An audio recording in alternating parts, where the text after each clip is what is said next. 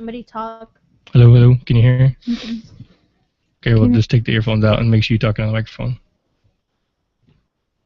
Because everybody's sitting right here, so that, Okay. got it? So just make sure when you answer the questions, you So right there. there's a Twitter now? What? There's a Twitter now? What do you mean there's a Twitter? You have a Twitter now? No, U of H is the University of Houston. So I just tweet to U of H? Yeah, so mention No, U of don't H. tweet to U of H. Just say tweet like University of Houston Master of Athletic Training Program is here. Because Just if you mention tweet them. to U of H, you're not going to get any answers.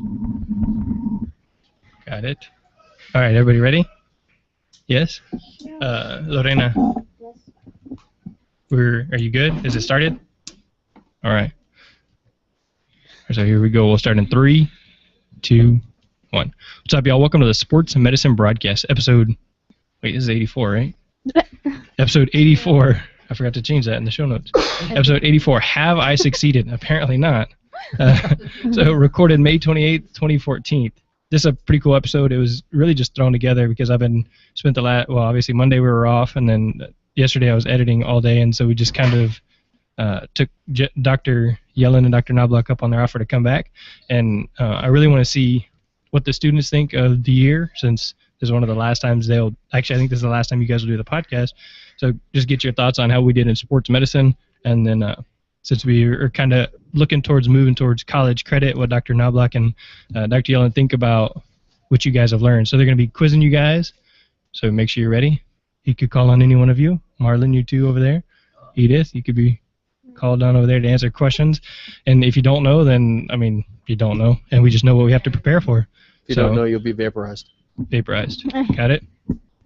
Okay, so you just heard Dr. Yellen, and you heard Dr. Yellen and Knobloch last week, and then the one that's getting released on Friday, it'll be them two. I didn't know if I told you that. I split it into 2 episodes. Because we talk too much. Because it went for a day and a half. We'll just blame it on Bill. Bill talked a lot. Yeah, Bill. So, yeah, but it was great because I got like a free episode out of you guys already being here. Yeah, And so, happy to help. of course, I am your host, Jeremy Jackson. And with me today is... George? Marlon. Edith. Lorena. Jocelyn.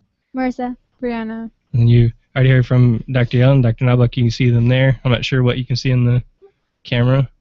Yeah, oh, there you go. You can see kind of the whole thing. And then Laura's doing the show notes. So, Laura and Edith, they're both doing show notes. So hopefully they'll catch all the answers that the students say. Real quick, we talked about the BOC certification last time. I looked into it, and I'm going to have to take the test again. Oh, yeah. So to do that, since it's been at least 10 years since I've done that, I'm going to need some study help. So anybody on Twitter that has just recently taken or is about to take the BOC, then I could really use your old study materials. Just ship them directly to 206 South Shaver, Pasadena, Texas, courtesy of Jeremy Jackson, and then I'll just take those off your hands. Or I might get with you guys and figure out what I need to do to really prepare. So you're going to do it. I think so. Awesome. Good for you, man. So Awesome. it's like a $100 application fee, and then you have to pay for the test. You know, $300 and something dollars. Is the test $300 something? Yeah, and now what's really interesting is that Katie, the Commission on Accreditation for Athletic Training Education, they have an accreditation standard now that says that, I think it's standard 11, 12, and 13, but it's, athletic training programs need to have a 3-year aggregate of 70% first-time pass rate or higher. So if you have 10 kids in your program, you need at least 7 of those to pass, and that 3-year aggregate or that 3-year average needs to be 70% or higher. So that mindset has really changed now from when we were probably going through school. That, hey, look, you went and you took it and you reported it, and now it's really on the onus of the schools and on the onus of those athletic training programs to prepare the students to adequately take and pass that exam. So the good for you that you're going to go and take it. And everybody that's studying it for right now is for that test right now is all under the same guidelines that you have to pass. So again, I'm gonna have to find out because I'm sure it's completely different. If I remember correctly, they don't have a physical part where I have to do the physical evaluation anymore. All computerized. All computerized now. Yeah, it's gone to.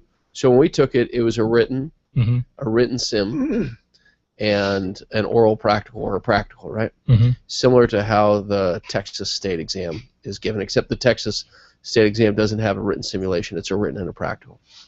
And then that kind of evolved into this hybrid.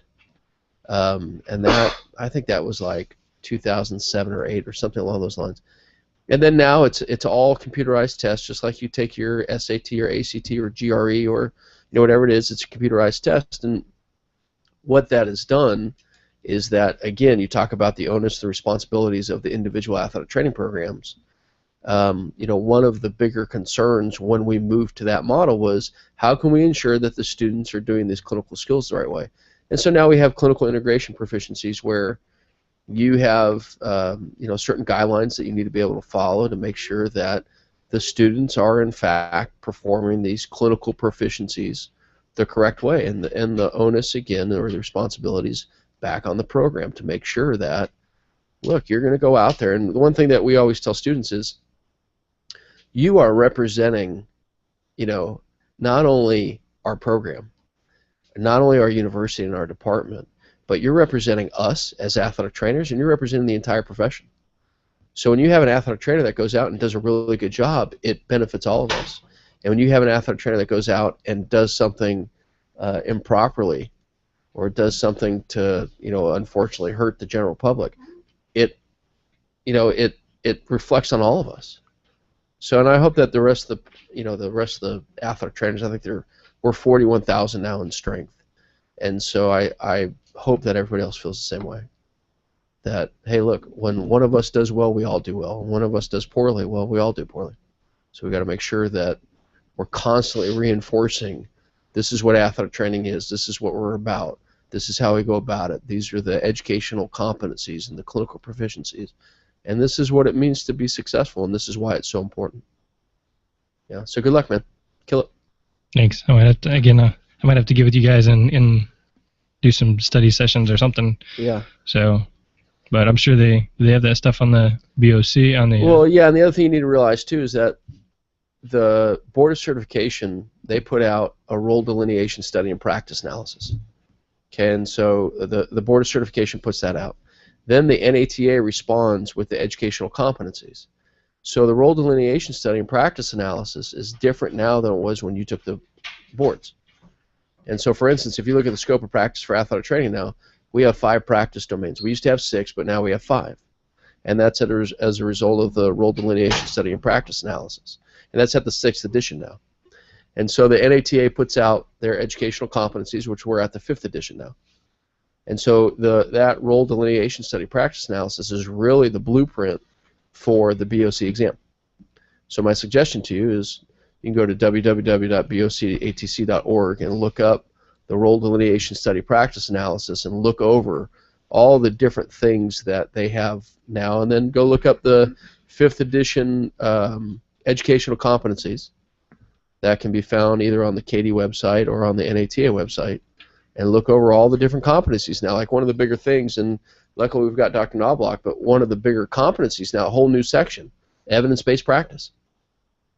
We have to be able to teach this. So we have a class for the MAT program called Research in Athletic Training, where Dr. Knobloch is going to be teaching the evidence-based practice principles. So yeah, a lot's changed, and it's good. Yeah. It's all really good. Yeah. I remember when I took it, I had to use the yellow highlighter. the latent image pen. It's like a choose-your-own adventure. That was the first test I took, and I got so nervous that they gave you 2 books at the time. One was the questions, and one was basically a blank book that you marked with a pen. I got so nervous that I took my pen and marked through the answer on the wrong book, and I didn't see. I mean, I just went right over the words. I'm like, oh no, something's supposed to show up. What do I do? And I panicked and ended up 10 seconds later realizing, okay, I'm supposed to use this book. But so I remember the latent image pen very well. Yeah, it's kind of like magic ink. I don't know if that's the best way to describe it, but like it's a blank piece of paper, and then you would go over it with this highlighter, and then the words would show up. They have no idea. They don't have a clue. They don't. What? What do you mean? Writing? No. And I had to tell you my story on when I took my board certification test, and Dr. Yellen is now a witness to this, but took it the first time in 1996, and most of you kids Wait, were hang on. 10 years. No, yeah, hang on. did you just hear this? I took it for the first time in 1996, and George over there was like, dude, what? George, were you even born yet? No. No. I'm no, talking about the paper.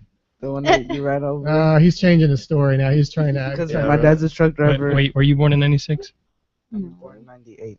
Yeah, Okay. Okay. whatever. But I took it and I passed the practical and the written sim pretty well, and I missed the written by 2. Mm-hmm. I got 104 and needed 106. So I kind of got complacent, and I said, you know what, I know what I probably missed. I know exactly what I did. Just studied these sections and worked on some other topics pretty well, and I took it again in June. Took it in June, thought I did great. Go home to my apartment, and back then you knew if you passed when you saw the envelope. If you get a thin envelope, all it had was a certification or slip of paper says congratulations, you passed. If you had a thick envelope, you had all the retake paperwork. I get there and I pull it out, and the first thing I see is this thick envelope. I'm just devastated. I open it up, missed it by 1. Oh. Got 105 out of 106. I got 105, needed 106. Devastated. I had to wait through football season because back then they would have a delay from August until I took it first time in June, the second time right again in August. No problem.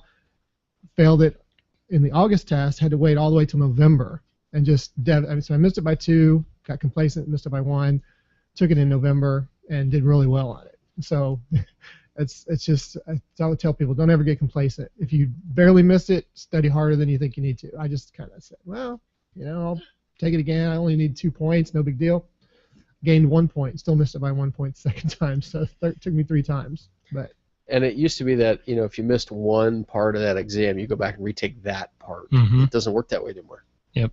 So if you don't, if you don't make the correct score the first time, you're going to retake the entire test. And so, and again, the onus is back on the programs. We need a 70% first-time pass rate, 3-year aggregate. So we want to, as educators, and what I said last time was that athletic training educators make up less than 1% of the entire athletic training profession. And so that less than 1% is responsible for the other 99+%.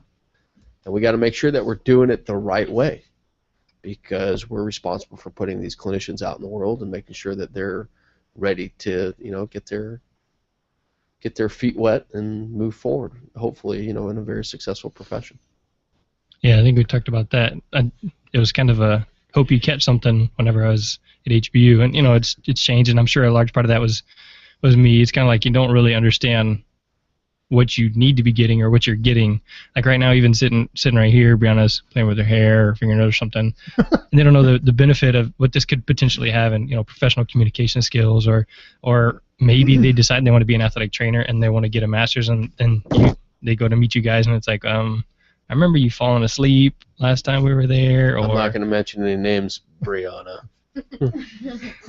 So like just the importance of each of your actions, and that's just, it is what it is. I wish I'd kept it, but so now I'm gonna have to work hard and go from there. So we were discussing that before you guys came in. You're gonna be smarter for it because you have to relearn all that stuff you haven't used in years, and you're gonna come out of it much broader knowledge base than you have gained at this point, because you have to go back and relearn so much more that you kind of let trail off when you had it because you didn't use it. So.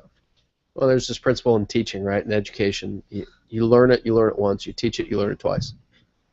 Because you learn it, okay, well, essentially you're an observer when you're learning. Right. Right?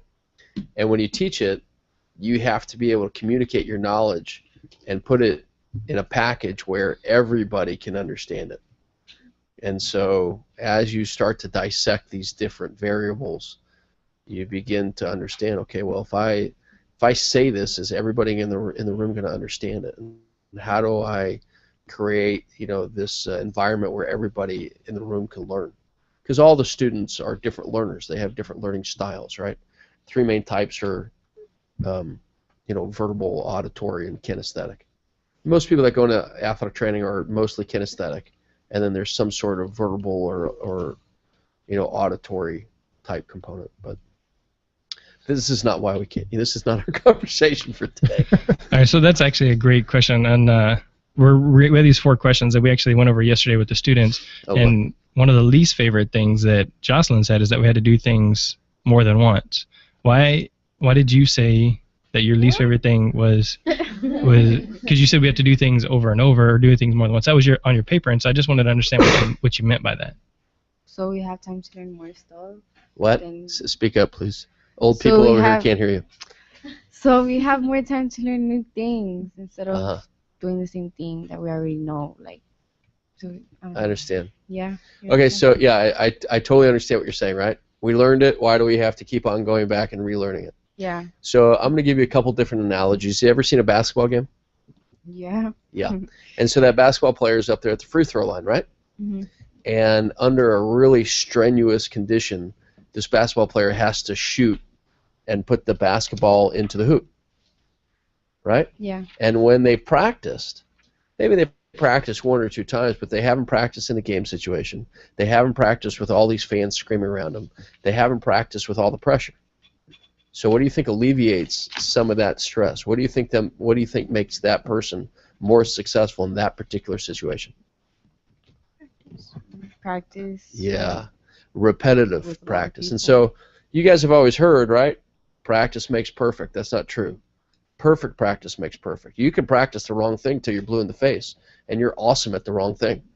So perfect practice makes perfect. And so it's a really basic educational principle that we're going to learn how to do this particular skill, and we're going to constantly practice. So for instance, in the athletic training world, right? Let's say you have a first aid class, and in this, and maybe it's a emergency medicine class, and I'll give you a real life for instance. When I was at another university in Louisiana, I taught emergency medicine for athletic training, and I would constantly drill these skills in to students over and over and over and over and over again, and constant over and over, and they would say the same thing. Oh my God, here we go again. Well, what ends up happening is that when they get out to a real life situation, and God forbid something really bad happens, where there's a cervical spine injury or somebody dies, all of a sudden those skills become ingrained in their ability to perform. And so they're able to jump into action without even thinking about it. Just like that free throw shooter, right? Yeah. That free throw shooter has practiced over and over and over again and literally probably close their eyes and make that shot. Same thing. So you practice and you practice and you practice and you practice and you practice. I can So I it can give comes you naturally? I can give you an example. How many of you in here are CPR certified? Or how many of you have taken All of it? them. They're all Good. CBR. How many of you feel like you could do it right now if somebody went unconscious? So we went from what, 10 to 3? So, no, I don't think any of them raised I their think hand. Yeah, these these two two. did. Oh, you So- guys feel if somebody died, you can jump right in and do it. Because you've done it. But I'll give you an example. What happened to me. I was in college, my senior year of college, and I was part of one of our classes we could take was to become EMT certified. One of my rotations was in the ER, and they brought a very old individual in, and he was code blue. He was just not functioning at all, no heartbeat, anything. And I had taken CPR from I think my freshman year of high school through that year, which would have been probably 8, 9 times I've taken it. And everybody knew at the time, back then it was 15 to 2 compressions. So I was standing there, and I, in my mind, I knew it, didn't care if they might have asked me, but they said, well, here's an EMT student, had him do CPR, and this I think he was 92 or 93 years old. And I panicked, because it was the first time I'd ever done it, even though I had done it so many times. So what I did was I remembered my hand position, I remembered the compression ratio, what it was in my mind, but as soon as I started, all that went away, and I was just doing compressions, just constant. And they were trying to bag valve this guy with the bag valve over his mouth, and while they're doing that to make his chest expand, I'm sitting there doing compressions on it. And what I'm getting at is, for you, why do we do it over and over? Because when you're in this situation, all of you, I guarantee you, have practiced. Let me ask you, give me an example of something you think you have done once and then you had to repeat it. Just one example of something. Like something in class that we've repeated?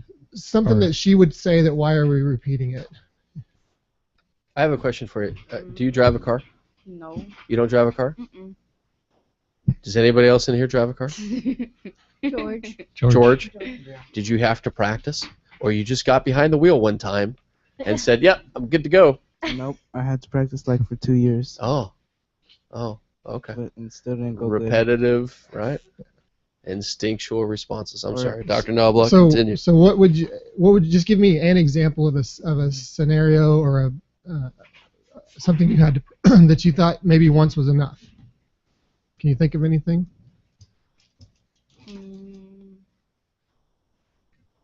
Nope. You just threw the question out. Well, what I'm getting at is, for example, free throws. And I've worked basketball many years, and I always remember, what do most basketball coaches have in practice free throws? Either at the beginning of practice, they sit there and they shoot 100 free throws, or at the end, the coaches probably leave and they have the basketball players shoot free throws. Just repetitive in the same situation. Well, think about the environment they're in. They're in a very controlled environment. It's quiet. They're probably joking with their friends. Well, when does a free throw really become important? When does that ability to make a free throw probably become the most important of any other time? At the end of a game, right? Yep. What's the scenario at the end of the game? You're probably tired. You're sweaty. There's pressure. Noise everywhere. There's what? Noise everywhere. There's noise Noise everywhere. everywhere, right. There's pressure on you, and you have to make one free throw. As a coach I heard one time said, they dare you to do it. They fouled you because they know you're not going to do it. All this pressure's on them, but they don't practice that situation. And so when you say, yes, I'm doing it in a classroom and I did it once, that's great, but that's the most perfect scenario you could be in to learn something. Because when you're on the athletic training field or you're driving a car and somebody cuts in front of you, I guarantee you didn't practice that in driver's ed. You have to remember what are the basic fundamentals you learned. And the best way to get those fundamentals built into you is you repeat it. And believe me, there are many times that many scenarios I can think of. Why am I doing this again? Why am I doing this again? And I mean, if you think about CPR as an example, you have an athlete, you turn the corner and there's somebody laying there on the floor. What are you going to do? When you're in Jeremy's position, everybody looks at you. When you're a student, you can say, "Oh, go get the athletic trainer, or go call 911, or call 911, or get school administrators." But what about when that person is you that they're calling? Do you have the fundamentals to know what to do in that case? There's certain things you can do, but most people, when they're in a situation of learning it, they're in this very controlled environment. And when you do it once, you're not going to remember anything. And I remember many times in high school, I was bored. This isn't exciting. I don't care. I'm going to do it just to get the passing point that I got all the checkoffs. But there's other things I thought were so cool, like head injury evaluations. I thought it was cool, and I wanted to do more and more. But you have to look at them all the same, and just know that is the chance to learn it and do it again and do it again and do it again. Because when you're in a real world environment, there is no way it's going to be that calm and quiet. If go back to unconscious athlete, you've got parents panicking, screaming around you. Are you going to have the mental capacity right there to say, I know exactly what I'm doing? You're going to calm them. Did you call 911? Did you do all this? And that comes from the repetition. But I do understand your frustration from one side of it is, well, I already did this. Why am I doing it again? But I'm pretty sure that what you're doing repeatedly are things that you really need to know. Things like making ice. We can all make ice bags. We know how to do that. But hopefully you'll do that enough anyway. But there's certain skills that when you do them over and over and over, it seems boring, but you're building some memory in your mind. So when you're in a pressure situation, you can at least recall enough to not cause harm and hopefully get this individual to a better state of care, hopefully. So, but long-winded answer to your question that you didn't even give me a good example of what you can think of, because I was going to turn it into a real-world situation. I was going to put the pressure on you. Well, I mean, just some of the things that we've practiced over and over. We do CPR. I would say at least once every 2 weeks, where we do CPR or conscious choking. And actually, Edith, I read your paper, and you did conscious choking on your cousin or brother or something like that. Mm-hmm. You had to talk on the mic. Yes. All right, so tell us briefly about that. We were in the living room, and he picked up a quarter and he put it in his mouth, and he started to choke. So I did the choking CPR one.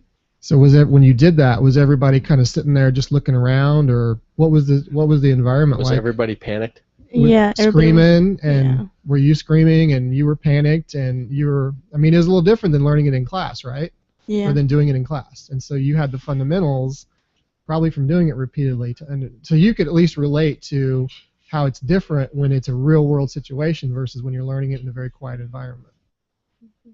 Yeah. Congratulations, by the way. Well done. Statistically, from a CPR standpoint, if you do CPR on 10 people, you personally know 7 of those people. So if there are 10 people in this room, which I think there are, that means 7 of those people are a family or a friend of mine. And so the knowledge of you having CPR is incredibly, incredibly important. And I hate to, obviously death and dying is a very serious situation. However, what you guys have just learned in CPR is the worst thing that happens, and this is something that I always taught. What's the worst thing that happens? The patient dies. That's the easiest thing to treat, right? It is. I don't want to take away the seriousness of death and dying, but the worst thing is the easiest thing to treat. Start CPR. Go get the AED. Call 911. Right? And all of you know how to do that. And so that's a real skill that you all need to keep up, and it's something that can really save lives, and I applaud all of you for making sure that you know how to do that. Brianna actually did it as well for her, was it cousin, brother? And so she had conscious choking.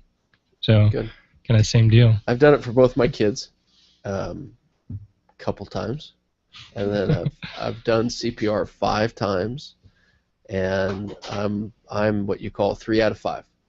So the 5 times that I've done it, 3 have lived and 2 have not. And so those are really tough situations to be in. But you practice, and you have your skills that you've been trained with, and you're confident in your skills, and you start. Sometimes it works out, and sometimes it doesn't. All right, so let's go to favorite things about the sports medicine course. So who do y'all want to pick on first? I want to pick on Brianna, since you fell asleep last time. My what? Favorite thing about the sports medicine What's course? What's your favorite thing? And I'm going to ask you some questions. I like the Superfood Fridays. I'm sorry, back up. The superfood? No, not literally back up.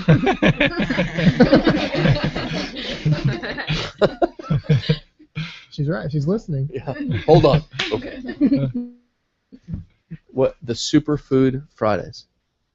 Yeah. And so you learned about nutrition. You learned about superfoods. And what are some of these superfoods that you've learned about? Like Pray tell. The healthy breakfast. What's an example of a healthy breakfast? Whole grain and the pancakes. And one time Jackson brought in some granola. It was like crumbled up granola things. Yeah, you liked it.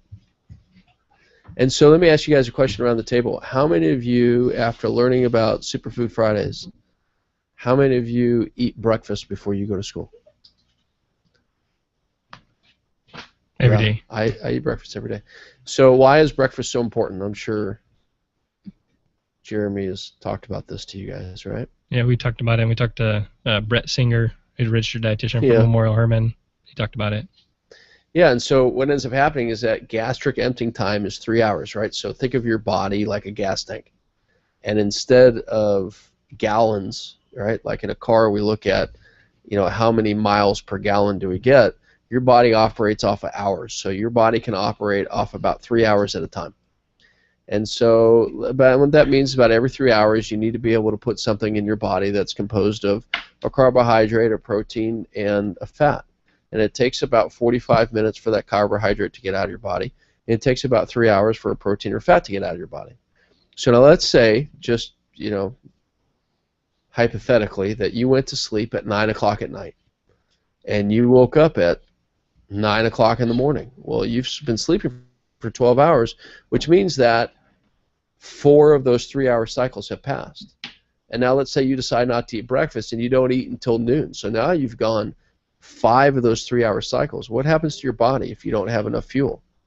It starts to slow down. It starts to break down, just like a car, right? If your gas tank is empty in a car and you don't put fuel in, what happens?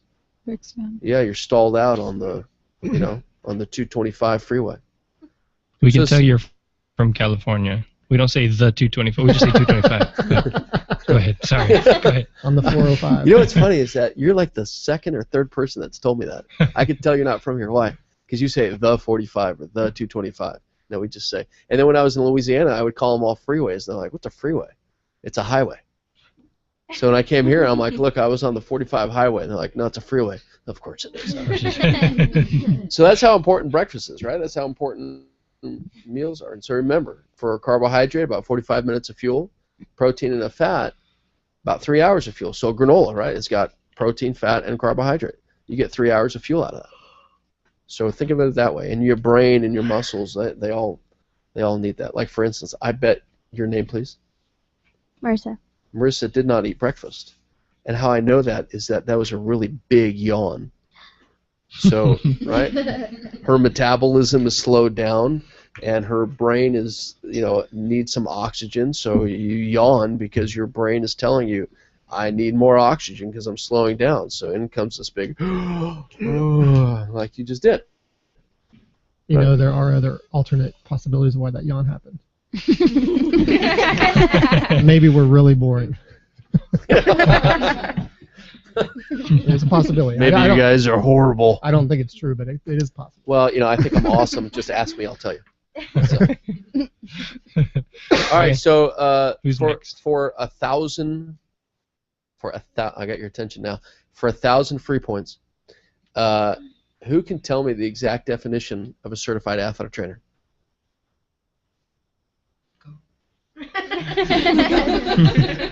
Not it.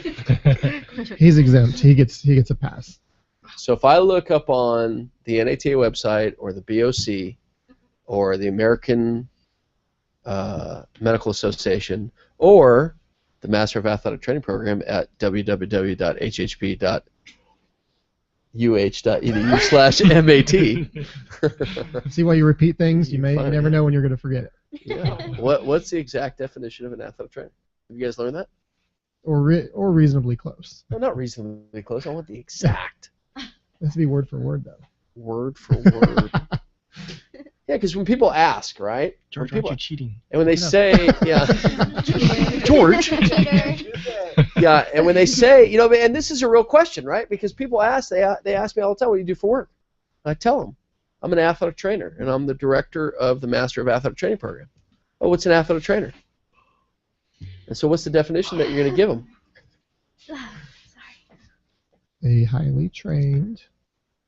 So athletic trainers are healthcare professionals that collaborate with physicians and specialize in areas like prevention, emergency care, clinical diagnosis, therapeutic interventions, and rehabilitation of injuries and illnesses.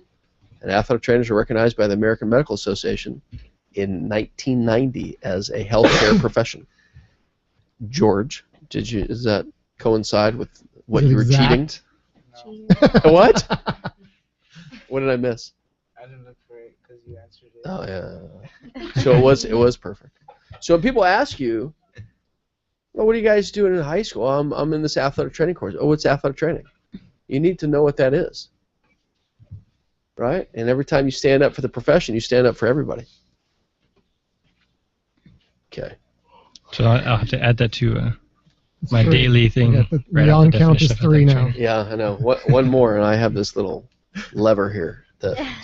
You're gone. Ejection chair. That's what I mean. All right. Somebody else. What's your favorite about the sports medicine class? Who are you going to call on? Lorena's hiding back there, so you can't see her, so call on her. Lorena? Yes. What's your favorite? Yes. You're correct. Present. Yes, here. That's my name. This is the very casual sports medicine broadcast, Yeah. for sure. Lorena. Oh, I want to have these. Lorena, what's your favorite part about the sports medicine class?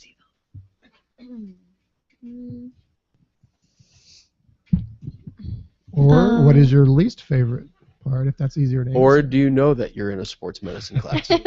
Yes, I know that. Okay. What's your favorite?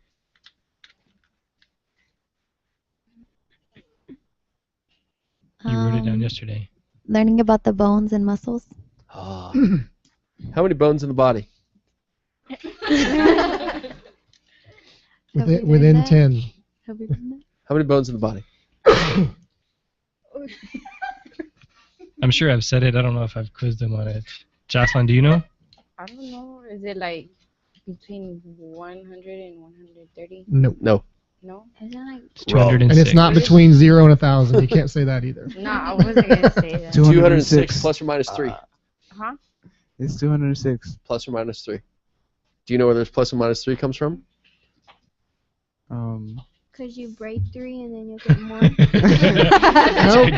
it's a good try. Well but done. when you Yeah. break it, it reheals into the same bone. There is a You- reason. There's Yeah, there's you have a 3. couple different sesamoid bones, and you have a couple other bones in your ear that somebody may have 1 or 2 more. And every once in a while, somebody develops an extra sesamoid bone, and anybody listening to this broadcast, and that sesamoid bone is behind the femur, the femoral condyle, and it's called a fabella, F-A-B-E-L-L-A. And that sesamoid bone occurs because there's too much friction between the gastrocnemius and the femoral condyle. So that could be one, right? Somebody could have an extra sesamoid bone in the great toe, or or otolith in the ear, or something along those lines. So 206 plus or minus 3. How many muscles in the body? George. Cheater. Look at George. He's trying though. He's trying. Laura, take a guess. How many muscles? Hi, good morning. How are you? She's actually listening to the live stream. Oh, cool. So she's a little behind us. Uh-huh. So, Laura, what do you think? How many muscles are in the body? Take a guess. No, just that's random incorrect. guess. George is trying to help you out here. Look, 7. He's saying 700. 70,000. I don't. How many muscles? I think he just said 7,000. 7. Yeah, and then 7 4 zeros. 0 0 0 0. 70,000. I'll take 70,000, Bob. For nope. George is trying really hard to cheat here. 700. Oh, what do you think, Dr. Nelson? I thought it was 540 some. I thought it was like 600. Well, you asked I think a bad it's question then, 600. because if I the think it's person, 640, but Yeah, I think it's like but 600. I the think I person got asked my the answer question from doesn't know. Wikipedia, That's really so- bad. Well, I mean, it all depends on what theory you're following, Dr. Knobloch. I mean, if you're following the theory of ontogeny, There you go. recapitulating phylogeny, There you go. well, then, Depends on which researcher you Yeah. believe. And if there's the lateral ligament of the knee, and yeah, if there's that. Yeah, I found Actually, it, yeah. what's really cool is I'm one of those. I can't remember the name of the muscle. It's in Hoppenfeld's book. They talk about it. Palmaris But longus. I have one in one arm and one not in the other. You can't remember. That is pretty cool. Yeah, you see, it's there. You have and a it's phasing out supposedly. You have a palmaris longus in your right hand And not in the other one one. in your left, which means that he may or may not have a plantaris, which is right, just what I guess it would be deep to the gastrocnemius, or what we like to call the Careful, triceps sura. careful, the yawns are going to start. Yeah, So here we go. I mean, I think about this all the time. I Okay. walk around. Next question. If somebody likes the bones and muscles, George, what is your Present. in 5 words or less? What is your favorite thing about the sports medicine course? 1. No.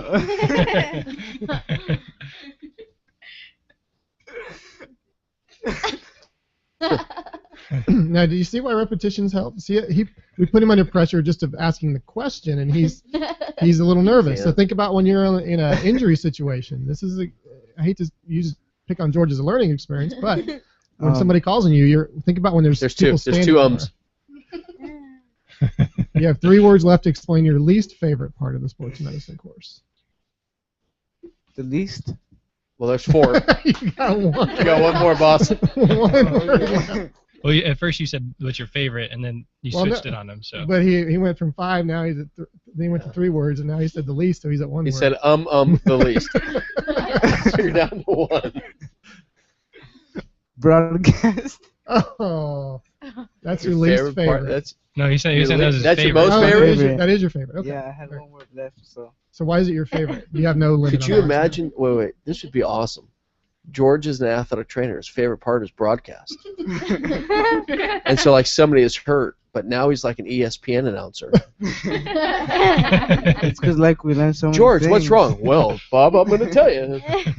So why is it your favorite? I can guess, but why in your opinion why is it your favorite?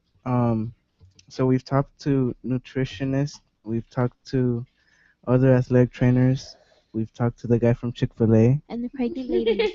We've talked to The pregnant lady. the pregnant lady that for and exercises. I know what you're getting at, but why is that neat? What is it about that that's really neat for you? Because we learn things. Because, like, I don't know, I like learning things. Because you're learning from experts in the field. Mhm. Who's the smartest person about pregnancy and fitness is a fitness expert that's pregnant.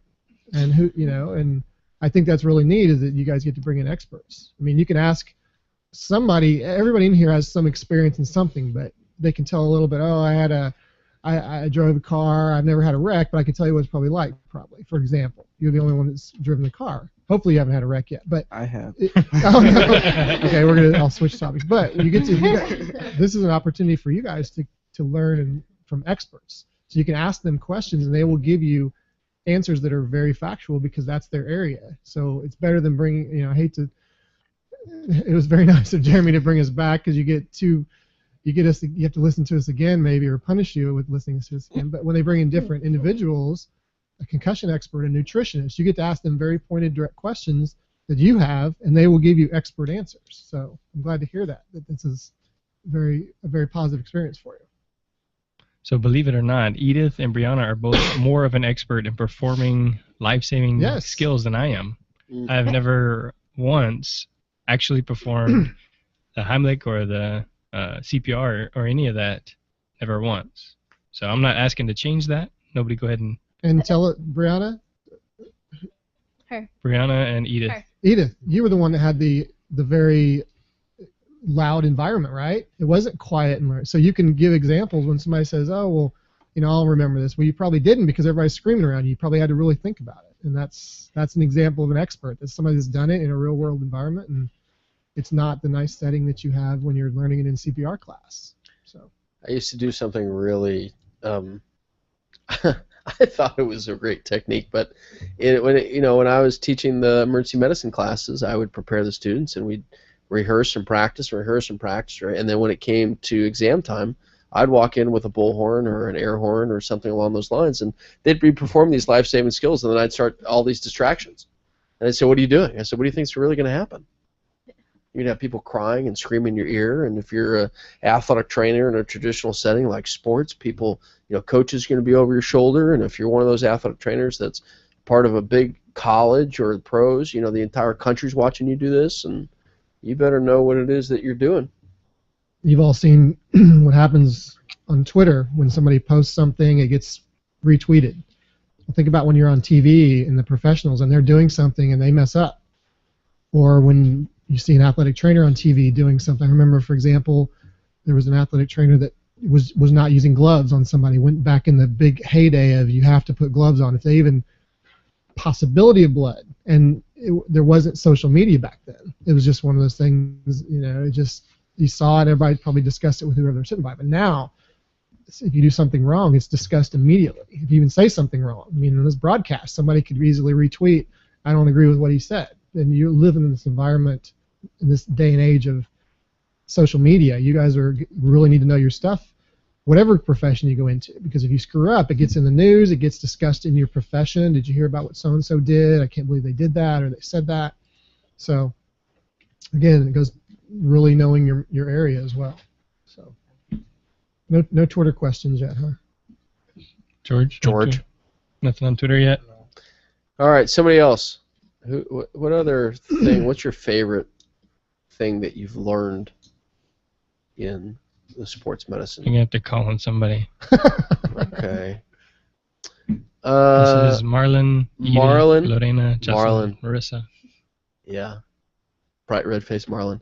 What was your favorite thing that you learned in the sports medicine class? I think my favorite was learning like the skeleton, like your bones and everything. Yeah? Yeah. What about that? You just like learning it? Yeah. Knowing where things are? Yeah. And how they work and how they move? Yep. Yeah, that was your favorite? Yeah. Okay. Somebody else. And that's a great thing about athletic training, right? You probably really loved anatomy.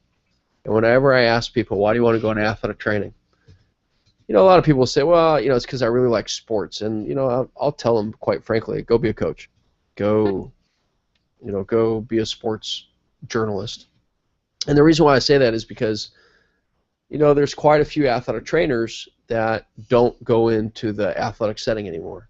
Like the last time we talked, there are athletic trainers at Disney and at NASA and every branch of the military, and these major, Fortune 500 companies, and they're there to prevent injuries, and that's really where athletic training is expanding to, and they're doing things like physician extender.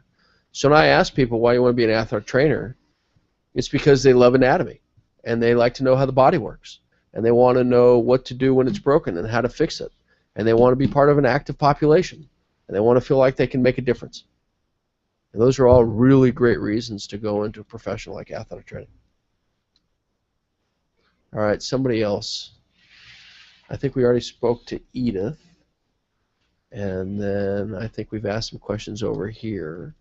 All right, so real quick, one of the ways that we continued to practice the bones was I would have them stand up, face a partner, all right, so touch your patella to your partner's femur, so we'd randomly call out 2 different bones, and they'd have to do that. Do you think that helped you doing it that way, or was it the coloring, or where you traced the skeleton and y'all drew it? What do you think helped you learn the skeleton the most? Sounds like an anatomy twister. What you said, the call to bones and touch. So everything you just said. So you're actually physically moving. Yeah.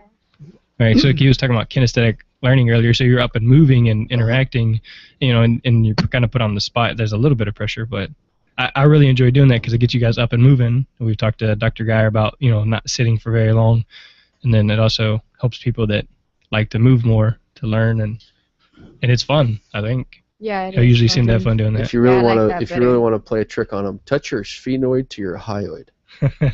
What? What? It's a bone inside of your skull. Yeah. And actually, the reason I should know this because it's my job, but the reason I know that where the sphenoid is because like last week I looked up bones because a lot of the nights when I'm putting Jonah to sleep, he'll say, "Daddy, can you tell me my bones?" So I'll do phalanges and I'll go through all the foot and up. And so he's like, "Are there any more bones?" It's like, "Yes, but I can't remember them."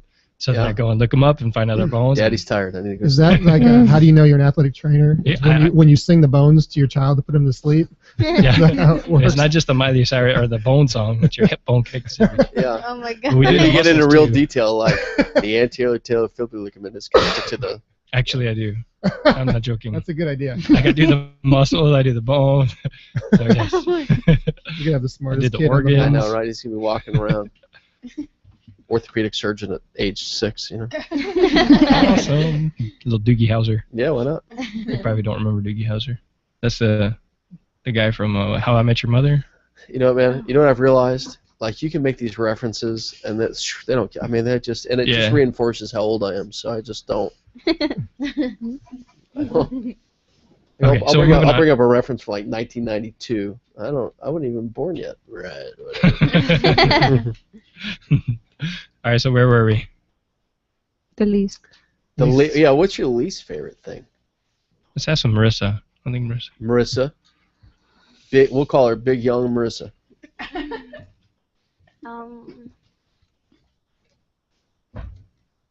don't think I have a least favorite. That's a good answer. I don't want Mr. Jackson to fail me, so I don't know. So all your favorites are exactly the same? There's none that's one a little less favorite than the rest of them? I like that. I don't like that we're sitting down. I like to be like up and moving. Up and moving. Yeah. Yeah. It's one of the greatest things about athletic training is that rarely are you doing the same thing over and over and over again. You're going to wear all these different hats, right? And so you're that word always really took a while to get out of my face there. You're always doing something different. So, and Dr. Knobloch can talk about this. Dr. Knobloch, like I said before, Dr. Knobloch was a head athletic trainer for Lamar University for 7 or 8 years. And then he went back and got his PhD, and now he's on, the other side of athletic training education. So he can really talk about, as the head athletic trainer, you'd come in and, you'd see different patients from different sports, and you'd have different administrative duties, and then he'd also teach a class there, and he was always doing something different. You never knew what you're going to get. So it's always exciting. George, what's your least favorite? We'll give you 10 words this time. From the class or from athletic training? From the class, I think. From the class. From the class.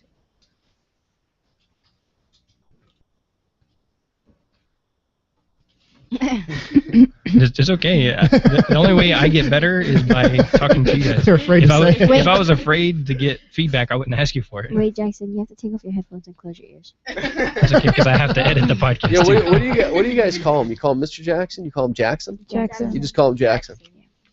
Here, let me look up George's paper. George, that doesn't excuse you. Yeah. You're still on the clock. Let's Oh, it was a personal, embarrassing moment where George fell out of a chair. Oh. Oh, had you fallen asleep?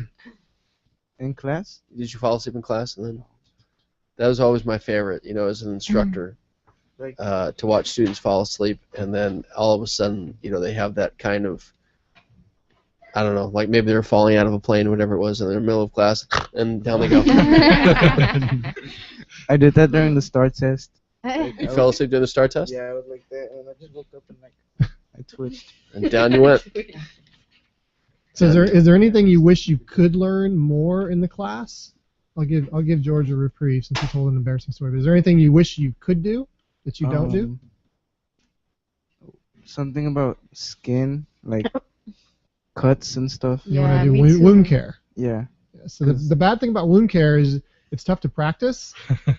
I mean, yes, you can draw a red line on your skin and say this is a cut, but what's really interesting, you know, you really have to see. And I've seen some really, I mean, it was exciting when I was a student. I saw when I was in grad school a guy. It was actually, I shouldn't say a guy. It was two kids playing, and one of them tripped and his leg went through a plate glass window, and the front of his shin was just split. I mean, wide open. And this is something I want to get across to you guys. If you're going into athletic training. Let me back up one step. There's a video. How many of you watch Tosh.0? Anybody watch Tosh.0? You remember this video of this kid? It was an indoor gymnasium kind of thing, and the kid was bouncing on a trampoline real high, and he made a wrong move, and he fell down, and the ankle dislocated. Oh, yeah. What you noticed was there was about 10 kids in there. Do you remember what the kids did when that happened? You may not remember, but they just ran every different direction. They ran away from this kid. And so this kid's on the trampoline with his ankle dislocated. And what I want you to understand, and it was like me that day when I saw that, is when you see this stuff, if it's not exciting to you, and if you're not, I don't mean, you know, I want to see this as much as possible. If you don't go to that as a learning opportunity and a chance to see this and learn from it, yes, it's gross, but to me it was cool, and hopefully to you that want to be athletic trainers, it's cool, because believe me, when you're a licensed or a certified athletic trainer and somebody gets hurt, a severe wound injury, and if you go, oh, that's gross, get away from me, you can't do that. There's no option. You have to be the person that takes care of them. Think of it as if that was your brother or your sister. Do you want somebody saying, ooh, yuck, or do you want to say, hey, I want to help you? So wound care is really cool. Sometimes it's really disgusting too. I mean, there's skin infections that happen, and if you've seen MRSA, for example, it's not pretty, or a spider bite. I mean, those are things that are going to come. People are going to come to you and say, something's wrong with my arm. There's a big boil on it. We were actually talking about that in biology yesterday, right, Lorena? Have you guys learned about the systems? So, like, do you know what system the skin is under? No. Skin, hair, teeth, and nails? Should have learned that in biology. Starts with an I. I knew that. You knew that it started with an I. Afterwards. Yeah, Starts with an I-N. What's the second letter? Endocrine. No, not immune. INT. Interior. What? Say it again? Integumentary. Correct. Good job, Laura. I knew that. Yeah, 1,000 free points. Good job. But it's interesting to hear you want to learn about wound care, because if you can handle that, then you're in good shape. Because that's probably I don't say the goriest. I mean, you could always see a compound fracture with the bone sticking out. That's really gory. But I mean, yeah, like, cause my sister, she fell off the monkey bars one day, and she broke her. I think wrist? It was the radius. Mm-hmm. But I was in 7th grade, so I didn't know if it was broken or not. But I saw that it was sticking out, but it wasn't bad. Yeah, that's usually an indication. And did you run away saying, "Oh, it's disgusting"? You want it? So I stayed with her, and then I called my mom. You have an instinct, so that's good. You have the athletic training instinct, so it's really good. But yeah. Like I said, when that leg was cut open, it was disgusting to some people, but to me it was really cool, because I wanted to use it as, I may never see that again, but now I can learn. It just goes back to what we talked about earlier. Have you done this before? What are the concepts you have to understand? Okay, stop the bleeding, keep the patient calm, call 911. I mean, we could see his arteries and everything. It was just awesome from a student aspect. But some people, if you run away from that, this is the wrong profession for you, because people are going to come to you for help, and you have to be able to treat that. And you would want it to think of it from your situation. You would want somebody to help you. Do you want to go and get injured and everybody runs away saying, "Oh, it's disgusting"? No, you want somebody to help you, and that's what athletic trainers do. And that's what you have to experience as a student, is you get that background so you can take care of them. You may have never seen it before, but you put the concepts together. What do I need to do to get this person the best possible care, and probably get them to the ER? Same with a head injury. It's not gross. You don't even see anything. But you have to know what could possibly be going on and take care of them. So wound care is good to hear, because that's really something, it's fun. You get to make a difference there because you get to treat it. So. Anybody else have something they wish they could see more of? Well, they are actually, I think, either just turned all their mics off because it's time. The bell's just about to ring. We gotta go. Yeah, so Saved by the Bell. Yeah, hey, that's a great show. That was one of my Hey, shows in the world. Especially the college. Thank you for showing up. She turned yours off again. Thank you. Bye, guys. Thank you. Ahora Thank you for being here. Jackson and Mike. Thank you. I have an awkward pause at the moment. Take care. Thank you. Bye. Bye. Good job. Bye-bye. Bye-bye. Bye-bye. Thanks. Bye-bye. See you guys. Thank Bye. you for showing up. Bye-bye. Thank you Bye-bye. for being here. Great seeing you guys again. Bye-bye. Bye-bye. Take care. Thank you. Bye-bye. I like your nails. Okay. Thanks for keeping the text Bye-bye. going. Thanks for rocking it. Later. Hey, Josh, were you talking to yours? Testing 1 2 3. Testing 1 2 3. No. Testing 1 2 3. Testing There 1 2 it 3. is.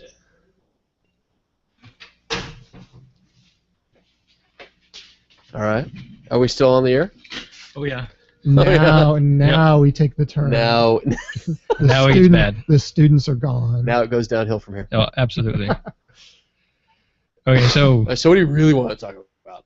well, what do you guys think? What do you I wish we had a Twitter question at, what is it?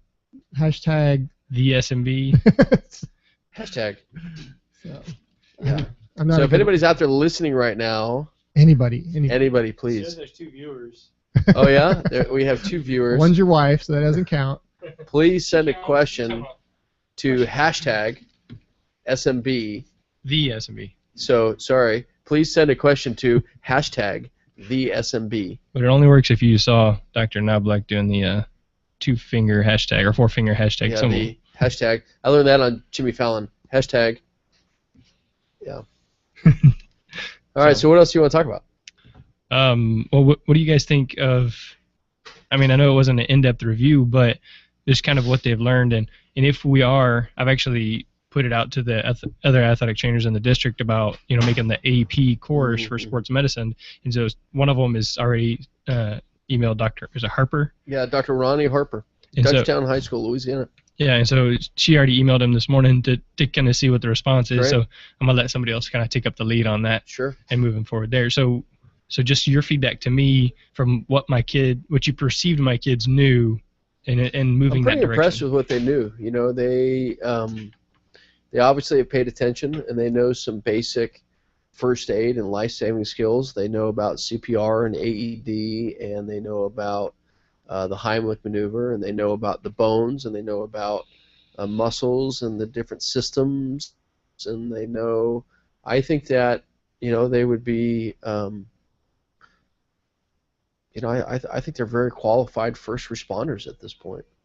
I think and I've told students this, if you don't have your basic anatomy, anatomy dictates acute care, or any care. Right. If you don't know what bones and what muscles are, and you can always go into what ligaments, what nerves, but if you don't understand the underlying anatomy, you can't make decisions. You can't evaluate. So if they're hurting in the mid-thigh, there's only 2 things realistically it's going to be if it's a sports injury. It's going to be a muscle or a bone. So if they understand that, then I think their foundations are there. At least, and the question is, does it make your job easier, or does it make it more difficult? So I think by giving them the foundation, it's going to take some of the things off of you that they can practice their evaluations and understand the anatomy, and it's going to help them in the future as well. Hopefully, going into some kind of a medical field, they'll have a very good basic understanding of anatomy and how physiology occurs and everything else from a high school level. It would be really interesting too, is that as you kind of extrapolate what you're doing here to track these students and to see, if they are accepted to a university, what university they go to, what's their major, If they choose to pursue athletic trainer, they're going to pursue it at an undergraduate or graduate level.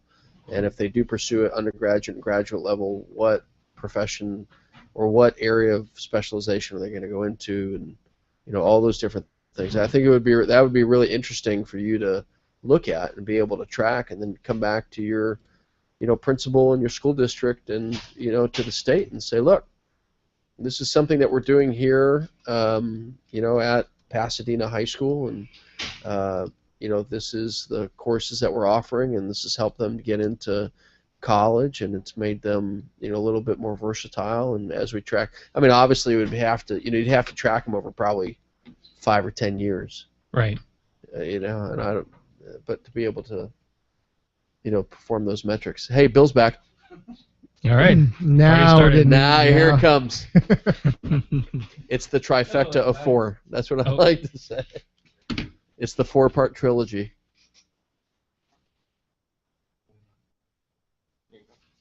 Hello, everybody. Hi, Bill.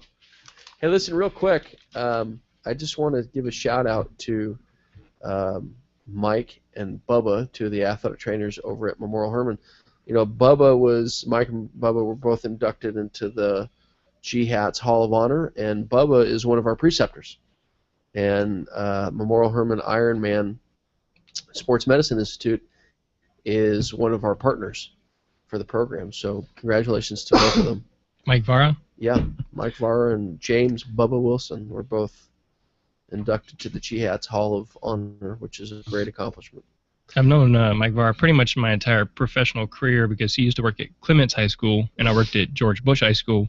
And obviously I was a rookie, and he was in his finishing years in the public schools, because then he went to Richmond Bone and Joint, and then they got bought by Memorial Hermann. And so I've known Mike for a long time, so it's been good to know him, and good to see them get that reward and everything like that. And I know he does a lot. He's always been involved with GHATS, and so it's really cool.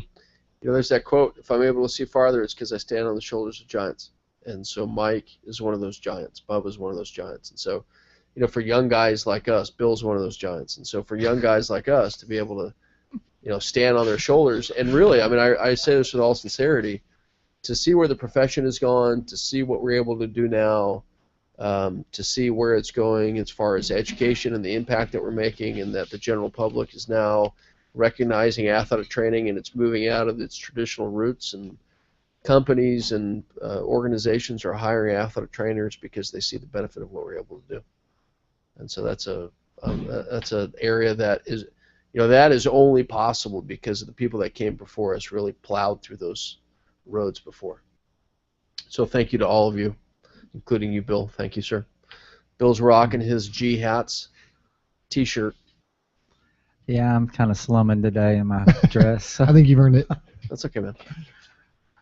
Yeah. Sorry, I get my phone's ringing, so I'm trying to see if there's some Twitter. Okay. It's just people retweeting and favoriting things. No questions or comments. I'm gonna keep looking though. Okay. Cool. Because usually George runs this part, and so. Now he's gone. George got vaporized. Bill, what do you want to talk about? Hey, let's see. Hey, listen, we are all athletic training all the time. Okay, let's talk injuries here. I feel like I'm on CNN, and they always bring no matter what the topic is, they always bring that one person back, and he seems to have an opinion on everything. So I feel like that's what Dr. Yellen and I are. Is we're here to talk about whatever topic you want. So what do you think about the weather today? Well, I think it's been raining. Yeah, the weather's been pretty bad. Speaking of bad, athletic trainers are trained in environmental conditions, which include lightning detection and Oh yeah, that's true.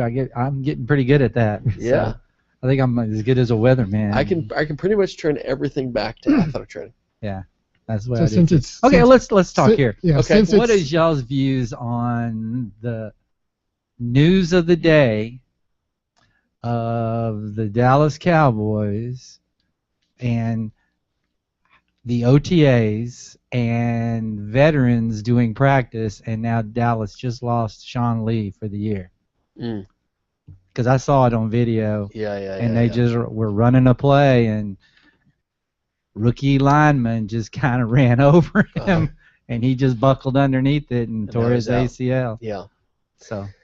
Well, Dr. Knobloch, you have a great quote. That's somebody that mentored you. Oh, Sandy Miller. I know what you're talking about. Sandy Miller. I was having. I'll give you the background. I was having a frustrating day back when I was a clinician, and I was mad because the coaches were mad at me because their players weren't back.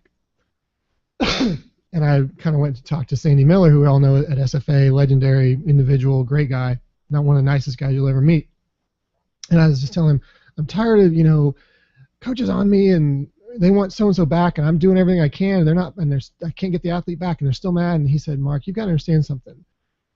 We're not getting them hurt, and it just like a weight went off my shoulders because I never, as naive as it sounds, I never thought of it that way. I thought it was I've got to do everything in my power to get them back. It's my fault, if they're not back.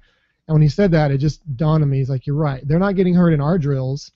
They're not getting hurt with our techniques. And when he said that, I just thought, that's almost become a mantra. Or it's in the back of my mind every time I would approach a coach to say, oh, so-and-so's out. I was expecting that, well, when can they be back? Why are they hurt? Why aren't you having, when can they get ready? And my answer was just, hey, coach, they didn't get hurt in my drills. So when you talk about that, and it's more of from an aspect of when the coaches are on you about why they're not back. It goes back to, they were hurt doing drills that you want them to do. And I always remember those. It's the football coach. I don't mean to pick on football, but it's the football certain coach's mentality that the more you hit in practice, the more you'll be ready for the game. And it blows my mind because where do most injuries happen? It's in practice. Obviously, there's more time spent in practice, but I don't mean to get on a tangent because I haven't seen the news or the video you're talking about. But don't worry, we're all tangents now, so no rules. But when they're getting hurt, all of a sudden it's this mindset of they got hurt, so when's the athletic trainer going to have you ready? And we're given the hand we're dealt. If you give us a crappy hand, it's going to take a long time for me to get a good hand, which means your athlete's back. If it's a minor injury or we can support it enough, and they won't have a lifelong or injuries and they can contribute to the team, we'll get them back pretty quickly. But again, what Dr. Yellen was saying is it brings back that mantra I now have of they didn't get hurt in our drills. So I can only do, And, hey, I got a good answer. ACLs, anywhere around 8 months. Yeah. Well, that's unfortunate because I tell them 12 to 18. The problem with an ACL or a broken bone is that's black and white. You're out 6 months or you're out 8 months, and Achilles you're out a year. It's the frustrating ones for the coaches is it's a pulled muscle. Oh, when I pulled my muscle, a sports hernia, when I pulled my muscle or I tweaked my ankle, I was back the next day. My two answers to that, I would say to the coaches, Coach, weren't you just complaining about your ankle the other day? And second of all, there's so many factors involved into an ankle pull or an ankle, rolling your ankle or a muscle pull that you cannot compare. It's apples and oranges. It's a different inflammation process in each individual. It's a different degree most likely. Yes, he walked off, but that doesn't mean it's not a severe injury. Achilles tear, the one I saw, the kid hops off the court, says it didn't even hurt. Just did the classic, it feels like somebody thumped me on the back of the heel with a hammer, and it didn't hurt at all. So the coach is like, well, when's he gonna be back? And then we had to go to the next day and said he's out for a year. So what? He hopped off the field. Yeah. So I saw that on ESPN today, what you're talking about, and it never made any sense to me of why we're gonna run these athletes and put them through drills, because really, especially when you get to the professional level, you've invested millions of dollars. They've invested a lot of time and effort and money to get them to where they are, to give them this opportunity to be drafted to a professional sport. And hopefully they can use that. And if they're smart, right, they can use that money and, invest it wisely. And, congratulations, you can live the rest of your life, very wealthy individual. But here's a situation where this gentleman is out and he's running the drills and he's practicing. And, albeit it may have been one of those freak accidents. But more than likely, if it wasn't in a competitive situation where, there are other people around and you've got to make some compromises in your biomechanics, more than likely this doesn't happen.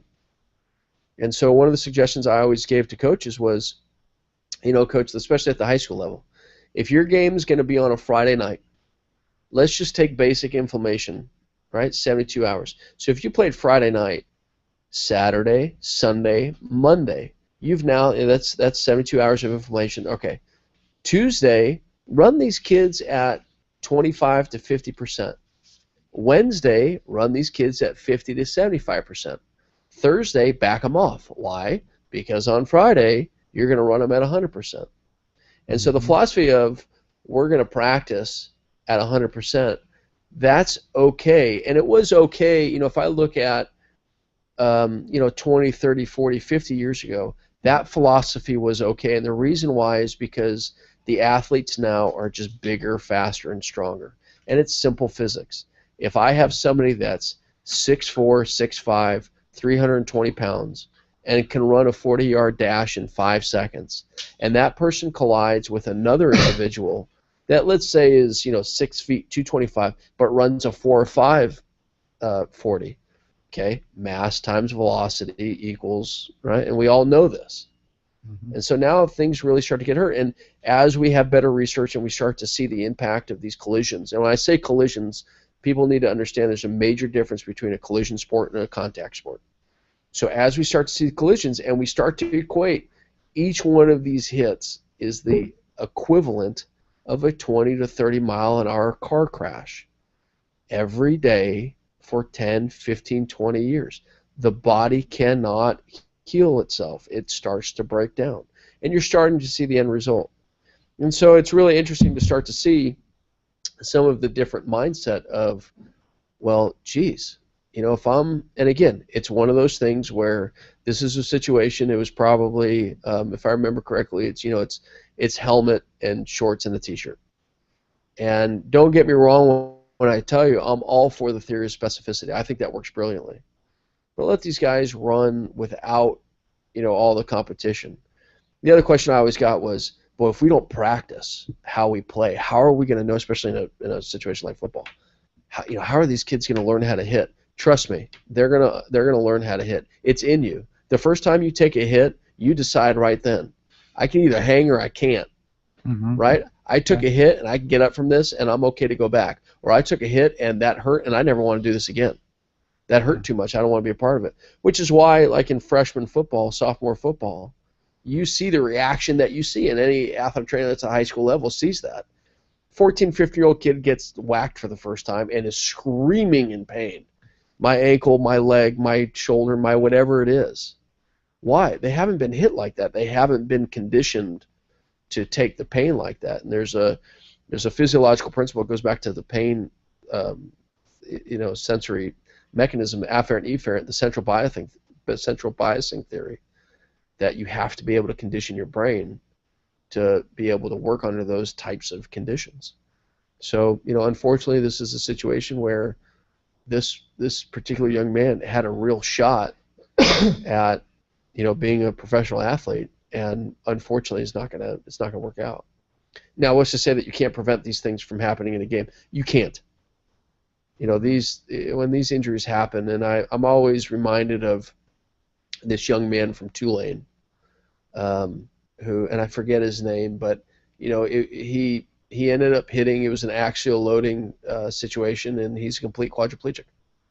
And I mean, what a horrible story. And he's been really inspirational now, where I think he just got picked up with the New Orleans Saints, and it's outstanding. And he's really developed a situation where he can go in and talk about his experiences and all those other things. But again, that's one of those kind of freak accidents, and you can't necessarily prevent that from happening.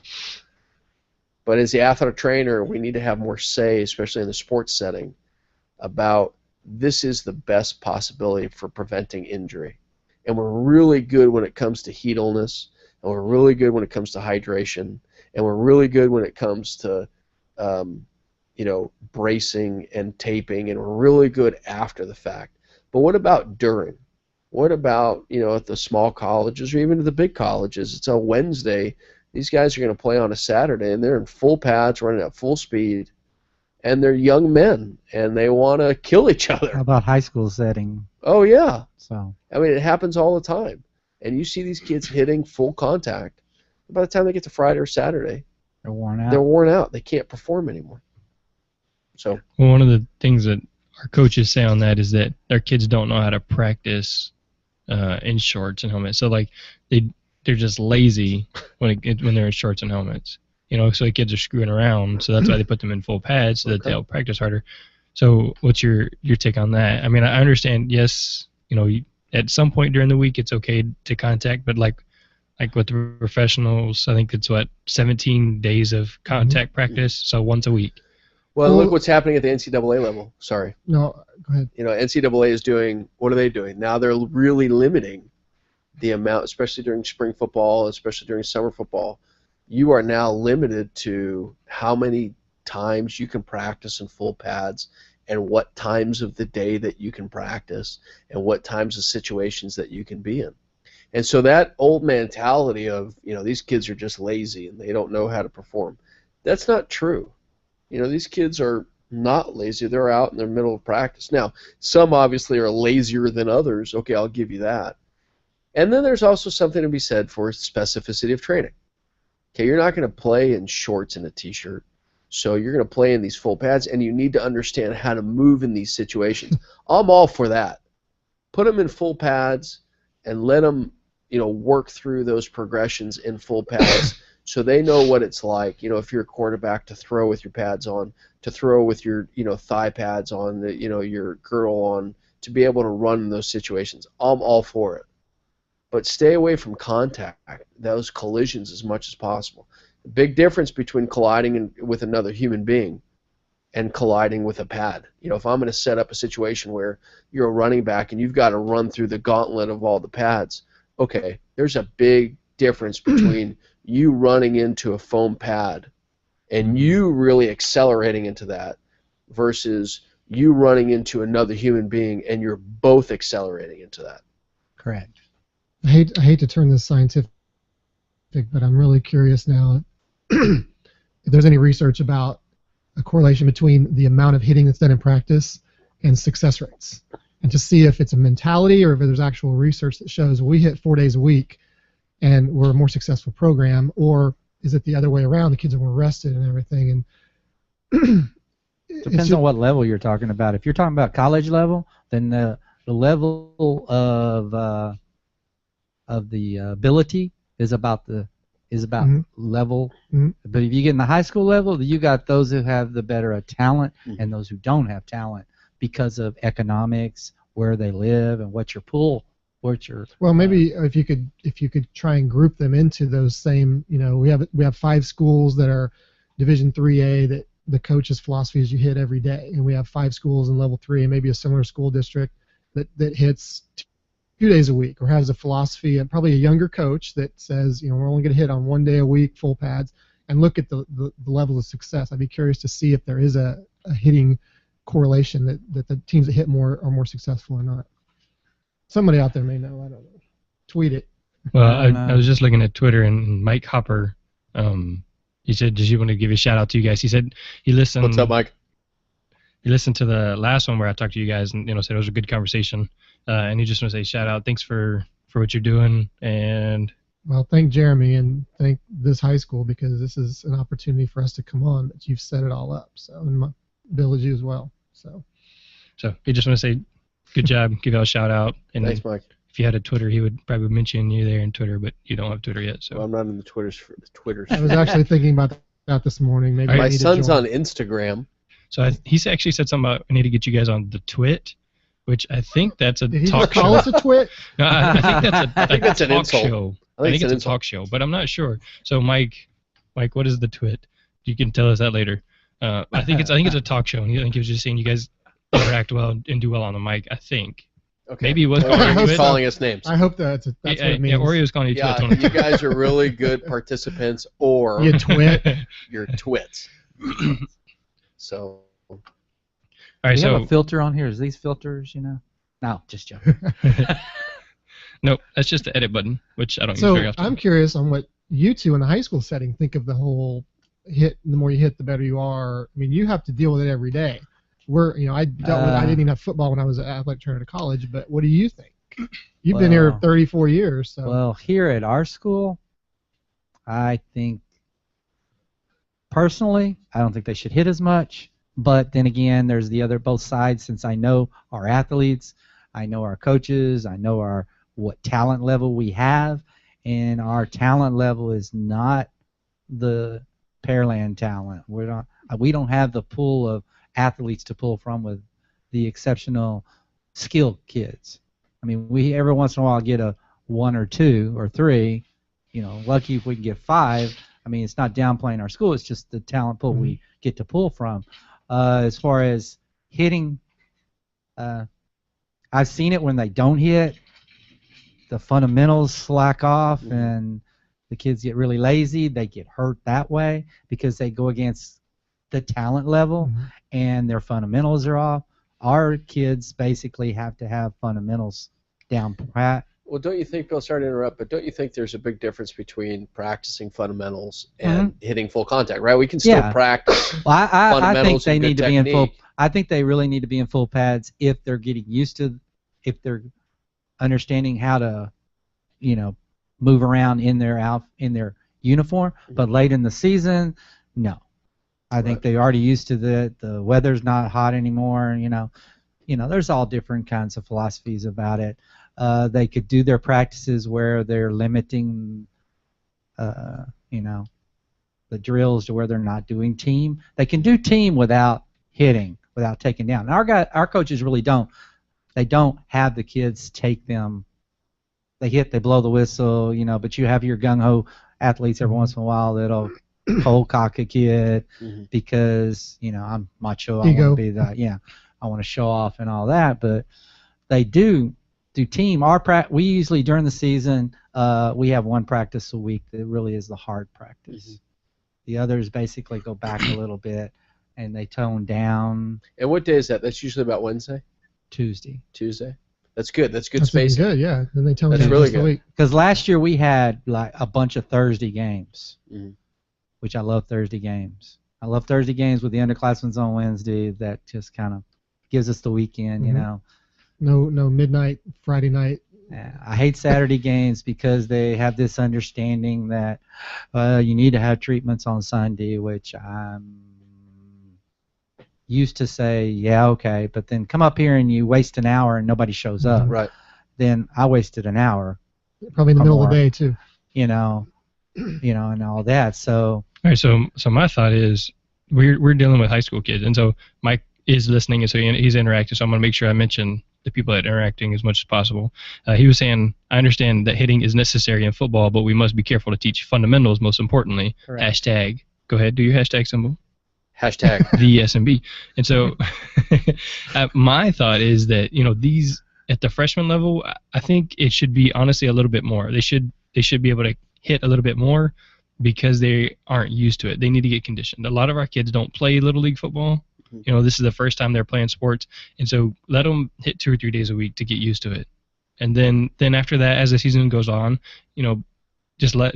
But more of the fundamental. Contact 1 day a week, but hitting the pad is going to be a lot better. Going through the skills with full pads on is a lot better. But it's not about whether or not the pads are on that make you lazy. It's whether or not you structure the practice so that every kid is involved. You're going through rotations. Exactly what I was. That's exactly what I was thinking. Is why are these kids just standing around? Is there something they can? Is there a coach or a student assistant that can be working with them on just coming out of your stance or something? If they do stand around and for 10 minutes while the coaches are working with the first team, and all the scrubs, for lack of a better term, are standing there for 20 minutes. Of course, they're high schoolers, they're middle schoolers. They're going to start talking and laughing. Throwing the ball around. Keep them involved. Yeah, with the intermediates, you're talking. They only have 4 coaches. Right. And they've got 4 teams. And the other thing too about I think it's a multifaceted answer that I agree with you. Right. We talked about this. I disagree with hitting 3 or 4 times a week. Yeah. And if you are going to hit, my recommendation is hitting at 25% speed, 50% speed. And if I'm really going to condition them to take some hits, I'm going to do it with some excess pads. So I'm going to hit them with some other padded areas, tackling dummies, those types of things. So you think that hitting the pads is going to prepare them for being hit in the game? Because that was the thing that your mentioning, and it sounded like you were all in favor of hitting because you have to condition them to really be hit. I'm in favor of conditioning them to take the hit, because here are a couple things that you need to understand. It's just like in baseball. It's just like anything else. Let's say in baseball, you're going to dedicate part of your practice to being hit by a baseball. At least any coach that I've ever been a part of. Hey, look, we're not going to really focus on this for an extended period of time, but if an 80-mile-an-hour fastball comes your way and happens to hit you, how do you protect yourself from that, right? And one of the reasons why Little League kids now wear chest protectors is because they are not conditioned to turn away from it. Their immediate reaction is to turn into it, and now you're hitting the chest and you've got commotio cordis. Okay, fine. Well, I mean that's really yeah, with nobody there to take care of it. Yeah, that's really why there's chest protectors. Okay, so now let's take that concept and go to football. Okay, so you've got a 14, 15-year-old kid who structurally is not mature enough to take those types of hits. The brain is not developed enough to take those types of hits. You're going to ask this kid on a Wednesday or a Thursday, because it's frost off really, to go and to participate in full speed, and we take simple physics. So what's the best way that I can condition them? Yes, I'm going to put them in pads, and yes, I'm going to have them work in those different areas, and I'm going to talk about fundamentals, right? We're going to hit what we see, and we're going to talk about coming out of stance. We're going to talk about proper tackling techniques, head on the side, butt down, lift, and thrust into it. You always see what you hit, all those different things. And so how do I condition them to really take the hit and to really take the pain? Okay, I'll give you, if the game is going to be on a Wednesday or Thursday, on Monday, let's run about 50%. And let's run into each other. Everything else, I'm going to hit you with a tackling dummy, or I'm going to hit you with a blocking pad, or I'm going to hit you. Because I guarantee, look, you're going to get hit with one of those at a 14 or 15-year-old kid, it's going to hurt. And so what I don't want them to do is I don't want them to be scared of getting hit. Because when they're scared of getting hit, and right before they get hit, they alter their biomechanics and they tense up, you're likely to get more hit from that, more hurt from that. So my recommendation is always let the kids play and let them practice in these different environments. Specificity of training is a huge deal for me, especially in the beginning of the season. I was always asked questions, geez, it's like the middle of the day, it's super hot. Should we go out and practice? Yes. Why? Well, not for an extended period of time. Make sure that there's proper hydration, but you need to get them prepared and operating in gear, adding another 20, 30 pounds to you. The football season in August, right? And it's a hot, humid environment, especially in this part of the country. And now it's the third quarter, and all these kids cramping up. Why? They haven't acclimatized yet. They haven't been. There's no specificity of training. So I think it's a fine balance. I think the one thing that we need to get away from is, if you want to be a real man or if you want to be a real athlete, this is what you need to do, and we're going to hit. And this culture of, it's almost like this gladiator culture. And I say this. What's really interesting is that my dad was a head football coach for 20 years. I grew up on the football field. I played football my entire life. And so I understand what it is that you're trying to accomplish. On the back end of it, we need to make sure that we're doing it very safely and that we're effective. Because what do we really want? We want these kids to have a good time and learn something. What are you really going to learn from football? Right? Besides, I learned how to block or I learned how to throw a ball. You really are operating in a strenuous environment, in a team environment. You learn to rely on one another. You learn to rely on yourselves. And you take those lessons and you move forward in life. And that's what life is really all about, right? Yeah, the stress and the pressure. Right. To operate, right. And so, I think it's a fine line, and I see the coaches as a whole really moving towards, or away from what it used to be, like, suck it up, throw some dirt on it. Pain is just weakness leaving the body. I understand that to a point, but when these athletes are really injured and you're asking them to do things at 14, 15, 16 years old that structurally they're just not capable of doing, mentally and emotionally and physically they're just not capable of doing because they're 14, 15, 16, 17 years old. I mean, let's take let's take one of these major universities. 100 and something thousand people in the stands, right? Opening, right? They're packed. Let's take U of H in the new stadium. Yeah, let's put University of Houston, brand new stadium, 45,000, 50,000 people, screaming fans. You're an 18-year-old kid. You've played in front of 300 people before, and now you're going to come running out 45, 50,000 people. That's what we need to prepare them for. How are you going to operate? They already know how to hit. They already know how to block. They already know all these other things. Let's have them operate under this type of stress.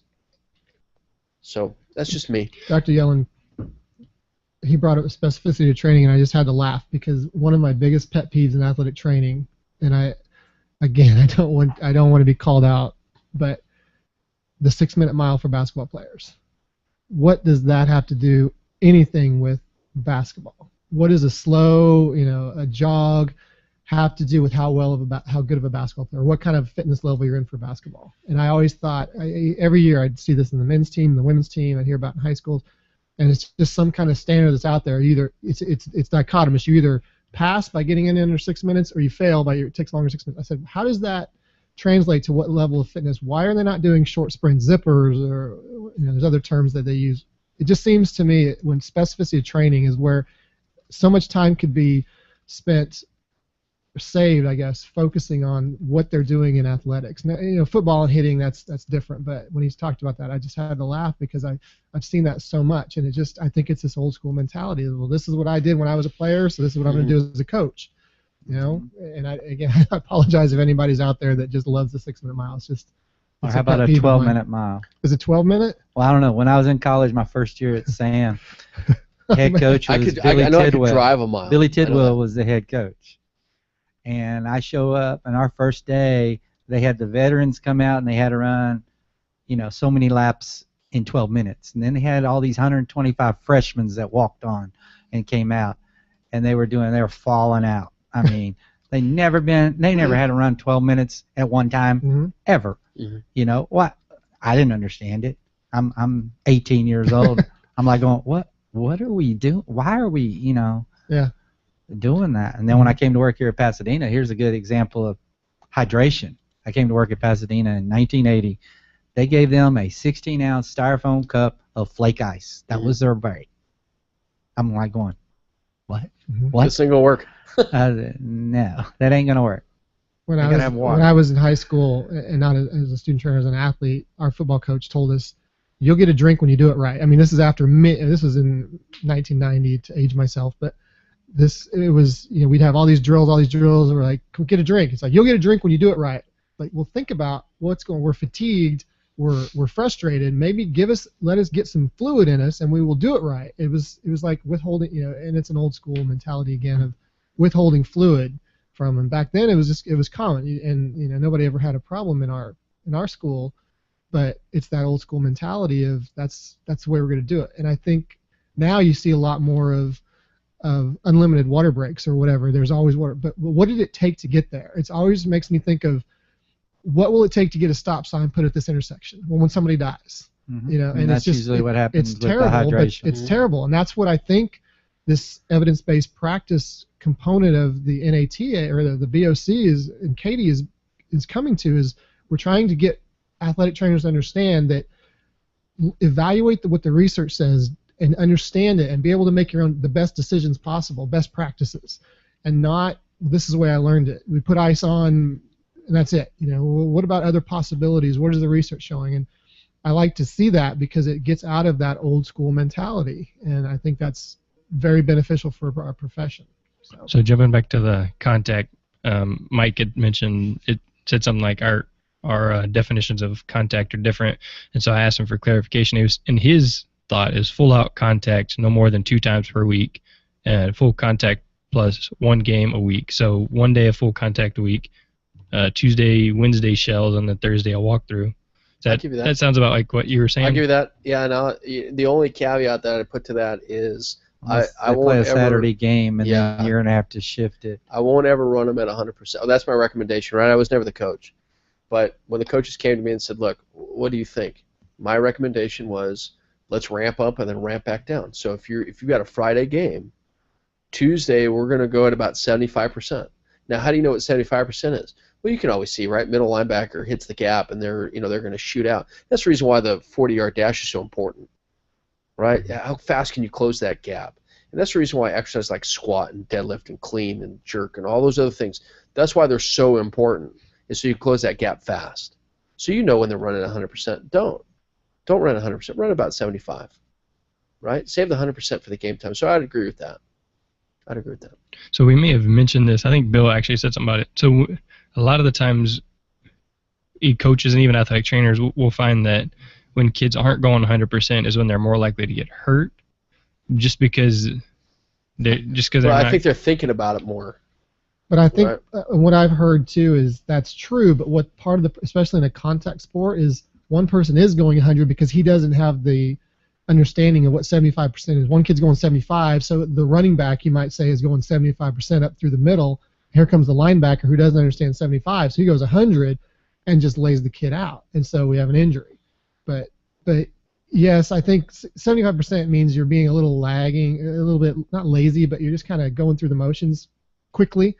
So are you anticipating the hit as well and that kind of stuff? But I mean, research-wise, I don't know what the injury rates are, but I have heard that as well anecdotally, that injury rates increases at slower speeds, and I think some coaches turn that into, that's why we're going to hit all the time, because injury rates are higher at 75%. Well, if I had the perfect setting where I get to make all the decisions, mine would be the full speed tackling drills would be controlled. Mm-hmm.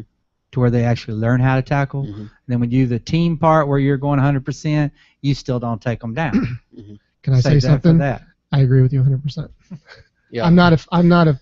This is my opinion only, solely the opinion of Dr. Mark Knobloch, is that I don't believe in, and I understand where Dr. Yellen's coming from, is that condition the body to hit, but how do you condition the body to take hits? They got to take a hit. They're going to take a hit, but what happens when you take hits is you're going to increase the risk for injury. But at the same time, the caveat to that is I understand exactly what he's saying is psychologically you have to know what's coming, because if you go into a game, never have gone full speed, you're going to take one hit and you're like, that was not what I was expecting. I'm going to be timid. Next time I go up through the B gap, I'm going to be.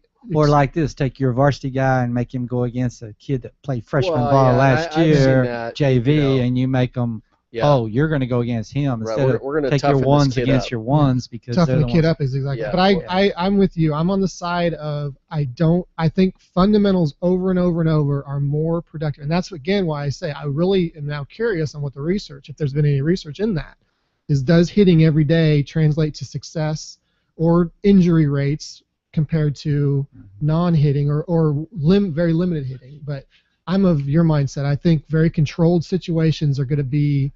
Again, this is my opinion. There's no basis for this other than just my thoughts. Empirical evidence. As a clinician, that's your evidence. I'd love to have some coaches come tell me, how do you teach freshman football kids how to tackle correctly when you don't have pads on? How do you teach them? I'll tell you. Easy. You should get the upper level kids that actually know how to tackle to demonstrate it correctly. And that's a good point. Well, it also instead of a coach going and saying you put your face in front of the kid, go intermediately just tackle. People that teach need to know what they're doing. That's a very good point. And from an injury aspect as well, coaches took a sports medicine course, making these in a small school that doesn't have a full-time athletic trainer. We really have to be careful what we're doing. And that's a good point. Is take the kids that know what they're doing, or even have them demonstrate. Have the top level, the 2 or 3 star individual go against another 2 or 3 star individual that knows what they're doing, that can take the hit. Don't put them up against the freshman, and don't just tell the freshman, here's what you do. Put your face on the shoulder pad and drive him in and stomp your feet. I know they do the repetition where they have them line up facing each other and go through. And lift them up in the air. I did that in high school. I hated that. Yeah, but you know what it really comes down to? It comes down to, again, body kinesthetics, proprioception, these kids understanding where their bodies are in space. And we use this as clinicians. We use this all the time. We use a word called biofeedback in rehab, right? It's this body positioning. It's body proprioception. It's this kinesthetic awareness. And so when we're teaching these kids how to hit, butt down, face up, look at what you're hitting, well, these are awkward positions to be in. But if you constantly understand where your body is, now I'm going to go back, I'm going to date myself 20 years. My football coach was brilliant. I mean, we thought that, we thought that he was nuts. But he had all of the linemen take ballet.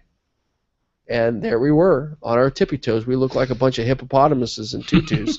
But there we were. And, at first we laughed about it. And what that translated into was we're now able to move at 250, 300 pounds through this line. And we're able to move pretty gracefully because we have a lot more body awareness, right? Now we know it as proprioception and this kinesthetic awareness. And so when you're conditioning these kids to hit and hit properly, it's the ability to, the first thing you start working on, show me how to squat. Show me how you do an appropriate squat. That's not on your tippy toes. That's not on your heels. It's on your midfoot. Your center of gravity is where it needs to be. You drop your butt down. Your hips are in the right place. And that's where we start fundamentally. You're not going to hit anybody or anything for the first couple of weeks. You're just going to be working on, the right fundamentals. Then we're going to put somebody in front of you. And let's see how you interact with that. And we're only going to put somebody in front of you just so you have a visual, you have a point of reference, point of contact. And you don't see that. And I think part of that is coming from society. I think part of that is coming from what, parents and kids see on ESPN and all these other sports networks. And I see that, and I really applaud, these kids. I call them kids, right? They came out of college and they got, they went to the draft, the NFL draft, and in one day, these kids are multimillionaires. Congratulations. Now let's see if you can hold on to it. And let's see if all that training and preparation helped you or if it hurt you. And so, it's a total, in my opinion, it's a total paradigm shift in thought of we're going to work on fundamentals first. We're going to teach you how to squat. We're going to teach you how to deadlift. We're going to teach you how to do all these other things so that those muscles and joints that you're using are strong enough to endure what it is that you're supposed to be doing. Then we're going to teach you how to, work with somebody in front of you as a point of reference. And what's really interesting is that football is about the only sport that we don't do that. Baseball, I'll put you in front of a batting cage so you can see what a 60, 70, 80 mile an hour fastball looks like. And you get to swing and you work on your timing, right? And then we do it in soccer. Hey, look, this is all, and we do it in basketball, but we don't do it in football. And even if I take other sports like football where it's high impact, high collision, and again, take the difference between collision and contact. Hockey, rugby, Australian rules football, they're always working on fundamentals, always. But in American football, we just don't do it. All right, so let's go back to your Masters of Athletic Training at U of H. What was the website for that again? www.hhp.uh.edu/MAT. And I want to thank the #TheSMB for allowing us to be on the show where you can reference the Master of Athletic Training website at www.hhp.uh.edu/MAT. All right, so we're talking about how we as athletic trainers should be able to teach them these things, or we should be able to worm our way into the program with the coaches to encourage them to do the proper techniques, to encourage them to only hit once a week, and in Dr. Yellen's case at 75% max, and Dr. Knobloch's case 1 day full speed. Either way, if you're only hitting game day and 1 day a week, do y'all have something in your coursework that's going to tell them how to best work your way into that situation? That's a really good question, right? And I think this is going to be an educational concept called learning over time. And we see this all the time, right? So we're going to have these students come in, and the first time that, and coaches are notorious for this, I think in order to be a coach, I think you go through specific training, and you have to take yelling 101, yelling 200, yelling 300, and yelling 400, right? Because that's mostly what the cussing 304. And cussing 304, right? And then you take a course in your senior year called, give them the dirty look, and instill pressure. Right, 101. instill pressure 101, and then finally, as your graduate thesis. It is called temper tantrum, 602. And so now what ends up happening is that the students are going to have to learn how to interact. So we've all been in this situation where coach comes up to me. We need this kid back now. No, I understand. No, I don't think you understand. We need him back right now. This is a championship game. No, I get it. And I'm going to get him back as soon as I possibly can. But you're not going to pressure me in doing it. And so it's this, and it's situational in nature. So they're going to have some experiences in Dr. Knoploch's first class in emergency medicine where they're going to learn some things of how to interact in emergency situations. They're going to see it again during their clinical rotations. They're going to see it again during organization, administration for athletic training, where we're going to talk about, how do you network? How do you, gain stakeholder buy-in? How do you do all those other things? And then throughout time, in your orthopedic classes, and again, always being reinforced in your clinical rotations, how are you going to be able to react in these situations? And when the coach tells you to do something, are you going to do it? And the example that I always give is this. You have a situation where medically this person cannot perform. They should be disqualified from participation. Now, let's take it one step further, where something happens to this particular athlete or patient, whatever you want to call it. When they come back and sue, and they will, by the way, it's going to be a shotgun lawsuit where they're going to go after everybody.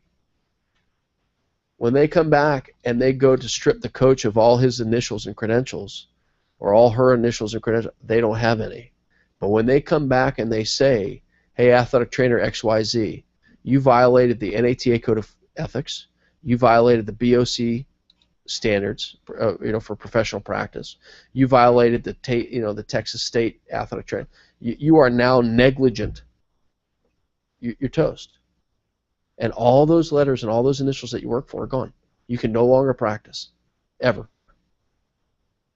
And I'm sorry, go ahead. Well, one of the things you asked about, how do we teach that? And one of the things I've always told my students is that I am fully cognizant that the coach is under pressure. I respect what he or she can handle, how she can handle the pressure, and I understand the game's on the line.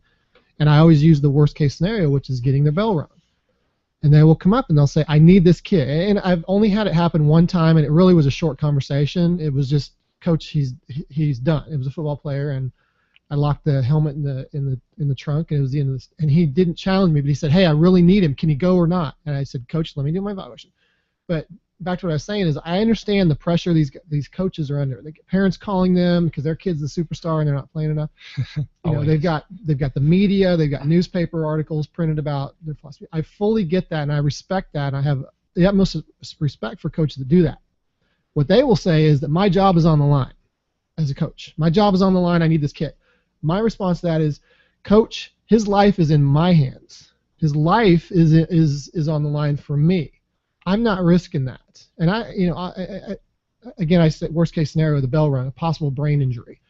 I'm going to do a full evaluation. I don't care at that point. And the thing I like about our profession is that we have the backing that we are taking care of their health. There's no career on the line. There's no financial gain out of it for us. It's that kid's future is in my hands.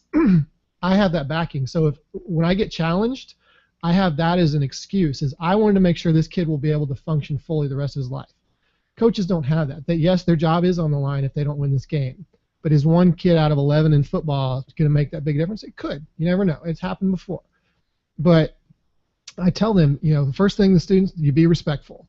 Do not, and when I was in grad school, my head trainer told me, or told a group of us a story, or not a story, but just an expression. When you're a student, you do whatever you're told. Yes, sir, I will do that. When you're a fresh licensee, just licensee or certified, those individuals are usually the most challenging. They will front them the most. Coach, I'm certified. I'm licensed. I just went to school for 5 years. You don't tell me what to do. And what you'll learn over time is that as you get older, it becomes, coach, I'll take care of it. There's no confrontation. You're not doing what you're told. And I like that understanding, and I want the students to understand that as soon as you get out of school, is that you just need to calmly tell the coach, Coach, this individual's future is in my hands right now, his health. You want to mess with that, tell the athletic director to get me off the field, because I will do whatever I'm told if that's the case. But I am going to do my job right now to make sure this individual walks, functions cognizantly the rest of his life or her life. Well, they also can say, that is my job. My job is to take care of the athlete. My job is not to determine whether we win or lose. Mm-hmm. Exactly. My job is to the health care of the athlete. That's what I was saying about our professions. We have health care on our minds. It's not wins or losses. It's not state tournament. Nothing. We have the backing that what I'm doing is taking care of this person's health. Just like you go to a doctor. You wouldn't go to a doctor, go voluntarily to your doctor and say, I'm here, but I want you to do this. Doctor's not going to do that. I mean, you know, in some cases they would, but it's just like when they come to you, they see you as a colleague most likely, because you know you work with them every day. They know you on a personal basis. They probably think that, hey, I want this person knows me. I want them to do this for me, and I want my students to understand that you are trained. You have gone through this 2 years of master's degree, or if you're practicing, you've gone through 4 years of undergrad to make those decisions for this person's health. What would you do if it was your child? Would you want somebody to give in to the coach to say, I need him in the game. His bell's been rung. I really think we can win this game. And then he's a running back, and he goes up the middle and is knocked unconscious, second impact syndrome. I remember Matt Schultz, I think was his name, or Schultz was the kid in Washington, ended up getting sued, the school district, $126 million or something like that, for lifetime care for this individual, plus the damages and everything. But when you ask how do you teach that, it's a concept. It's not a recipe. You can't do this, do this, do this, do this. It's just the concept of do it professionally. You make the best decision given the evidence. And if you're unsure, and I've done this before, I've made some, they didn't end up being bad decisions, but I questioned myself later as why did I do that? One time I told the coach, it was a junior varsity game. Kid was a great running back or a great quarterback, and I said I will let him play on the one condition: he hands the ball off every time. The first time he makes any contact with any opposing player, he's out of the game. Do you agree? And it was because the evidence I had, he was fine, but I didn't want him to take another hit because I didn't want it to progress. And the coach was great with that. But you know, I wouldn't do that again. I don't think. I think I'd just stick to my guns and say he's out. But I think if you can take the evidence and make the coach understand you don't care what happens in 5 days about your wins and losses. Tell you what, if you want to put in the paper that the trainer held the kid out, the athletic trainer held the kid out, and that's why we lost the game, put that in there. I don't care. But I will feel confident. I will sleep at night knowing that this kid's going to be fine, or this kid's getting the best medical care he can. And I think that's part of the athletic trainer's job, is to make that connection with the coaching staff, build the rapport, build it with your administrators. And when you have that and you have that respect, I don't think you'll have those situations. And after leaving the full-time job and going back in clinical work, I did a lot of private schools, and they never had an athletic trainer before. And it was just this world of I would walk up to them and the coaches would say, what do you need? His ankle's sore, I'm going to try and get him ready by halftime. It was very different in that situation, and they were very respectful. But I know at big-time colleges or big-time high schools and colleges, coaches are going to say, my job is on the line. It's like, well, my future's on the line. This kid's health is on the line in my hands. This is what I'm doing. I'm making decisions. I'm credentialed. You didn't pass any tests to become a coach. You may have been successful in college or whatever, but I think if you teach the students to understand that you are the decision maker, you're the doctor unofficially, because we all can associate what a doctor does. He makes the decision, and that's the diagnosis you get. We're doing it in an acute setting a lot of times in football or in basketball or somewhere on the playing field. You have to stick to your guns, and you can never give in to pressure. But the best way to do that is you build rapport, and you approach it in a very non-confrontational way, and just say, Coach, his or her future is in my hands. I've got to make the decision. This is what I feel is best. I don't know any athletic trainer that has ever spited a coach. I'm going to hold the kid out just to make you mad. I hope that's never happened. That's unethical, and their license should be removed if that happened, or their certification. So hopefully we're putting out individuals that aren't going to do that anyway. But I think that's where a lot of it comes from. You teach them just how to get coaches to understand this is a health condition, not a win-loss, job loss, that kind of stuff. So, long-winded answer to your question. Bill, you brought up something really interesting. I follow that same philosophy. I was always asked by people, like, aren't you a fan of whatever team I was with. Oh yeah, I hope they do really well.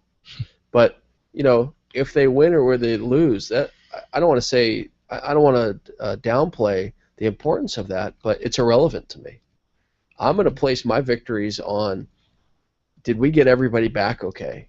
Did we make it through the game with no injuries? Yeah, and you know what? Yeah, if we did make it with no injuries, or if we did make it with some injuries, what kind are they? Yeah. You know, are some of these career-ending, or some of these life-ending, or some of these just? Were they preventable? Yeah, that's my always remember. Is there anything we could have done different? Right, and I always left the game like, yeah, you know, geez, man, you guys got smoked, 73-0.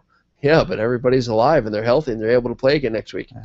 And that's. But with y'all's course and everything you are putting out athletic trainers, it's going to be a lot easier for them to fit in settings, in my opinion, because the profession is a little more, everybody's more aware of our profession and what our credentials are and everything. So really, every year it's easier as far as the pressure goes. But I remember back when I first started, in the first 10 years, when athletic training was still, in the 80s, I had head coaches call me, I babied the kids and I did all this, that you're like a mother to them and all this. I've had those things. Well, I don't have any experience, but it's totally different now. I mean, I've got, 30 plus years, so I haven't had a coach yet tell me that yet. But now. I think the coaches, I always looked at coaches like,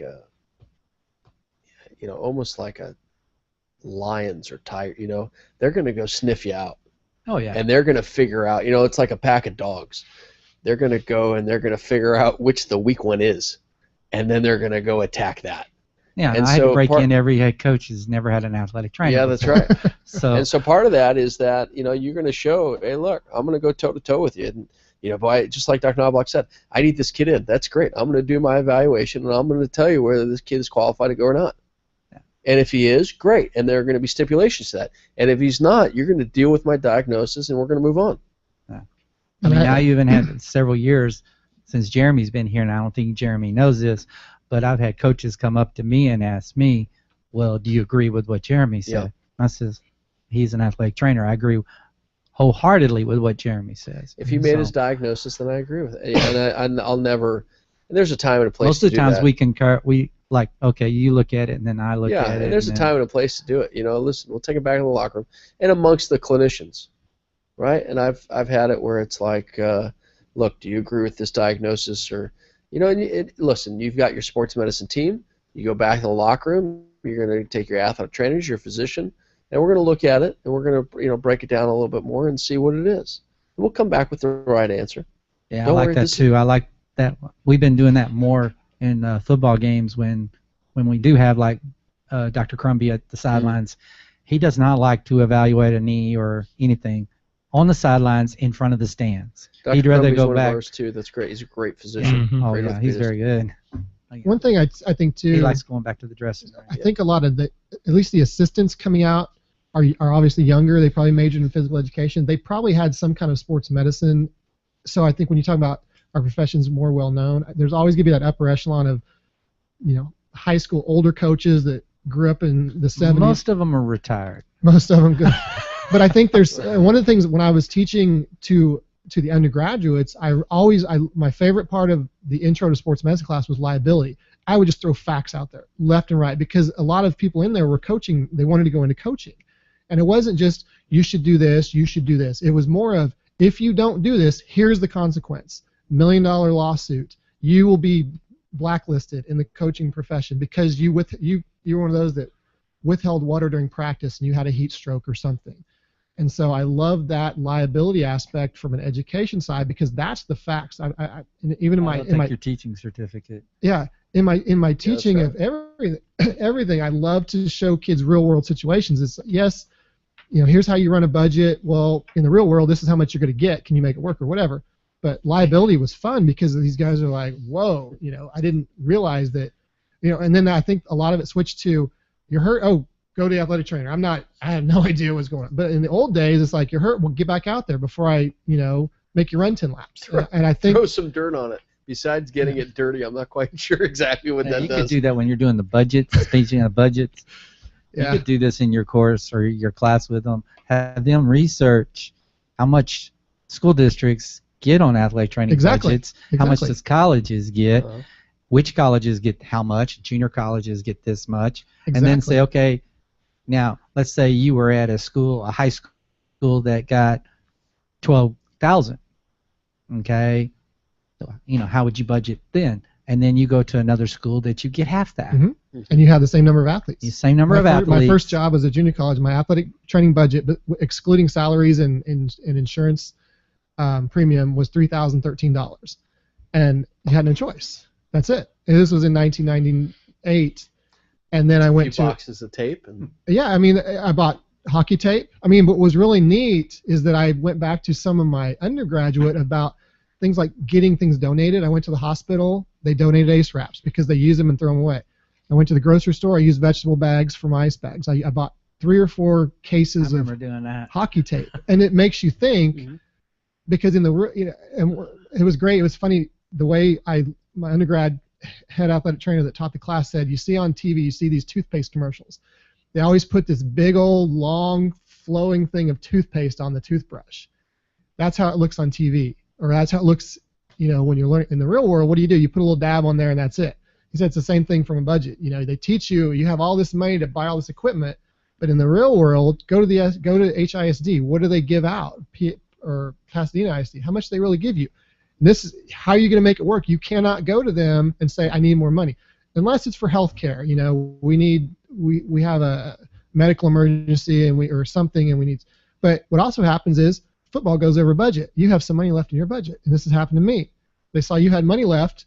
Well, another sport at the time had went over budget. Whose money did they take? The one that hadn't spent their money. So I lost more money because I hadn't spent all my money at that time, and it was very frustrating. But that's why I'm again going off on tangents. They need to know when they go to high school, if you don't spend your money, you lose it. It doesn't carry over the next year. Yeah, that's right. Yeah. There is no carryover. And the AD on campus decides where that money that's left over goes. And one of the things I want to do with our MAT students is I want to have them, during our first 2 weeks of orientation, I'm going to have them create their resume towards the job they want.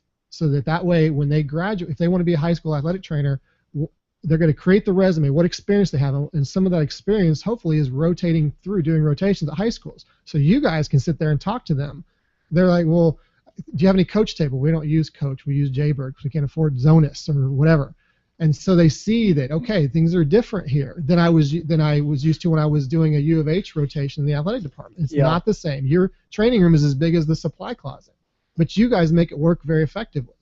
And so that's what I want them to do, is to get the experiences so that when they go there, they're not thrown in this culture shock. You adapt. You have no choice. And you know, the best athletic trainers are the ones that improvise. Well, yeah, you know, I'm given this box of tape that's been sitting in a closet that's been 120 degrees for the last 3 years, and the tape, you know, it sticks here and it doesn't stick there, and you know, you're in this really poor school district where we don't have any MRIs or we can't get to an X-ray, and so guess what, man?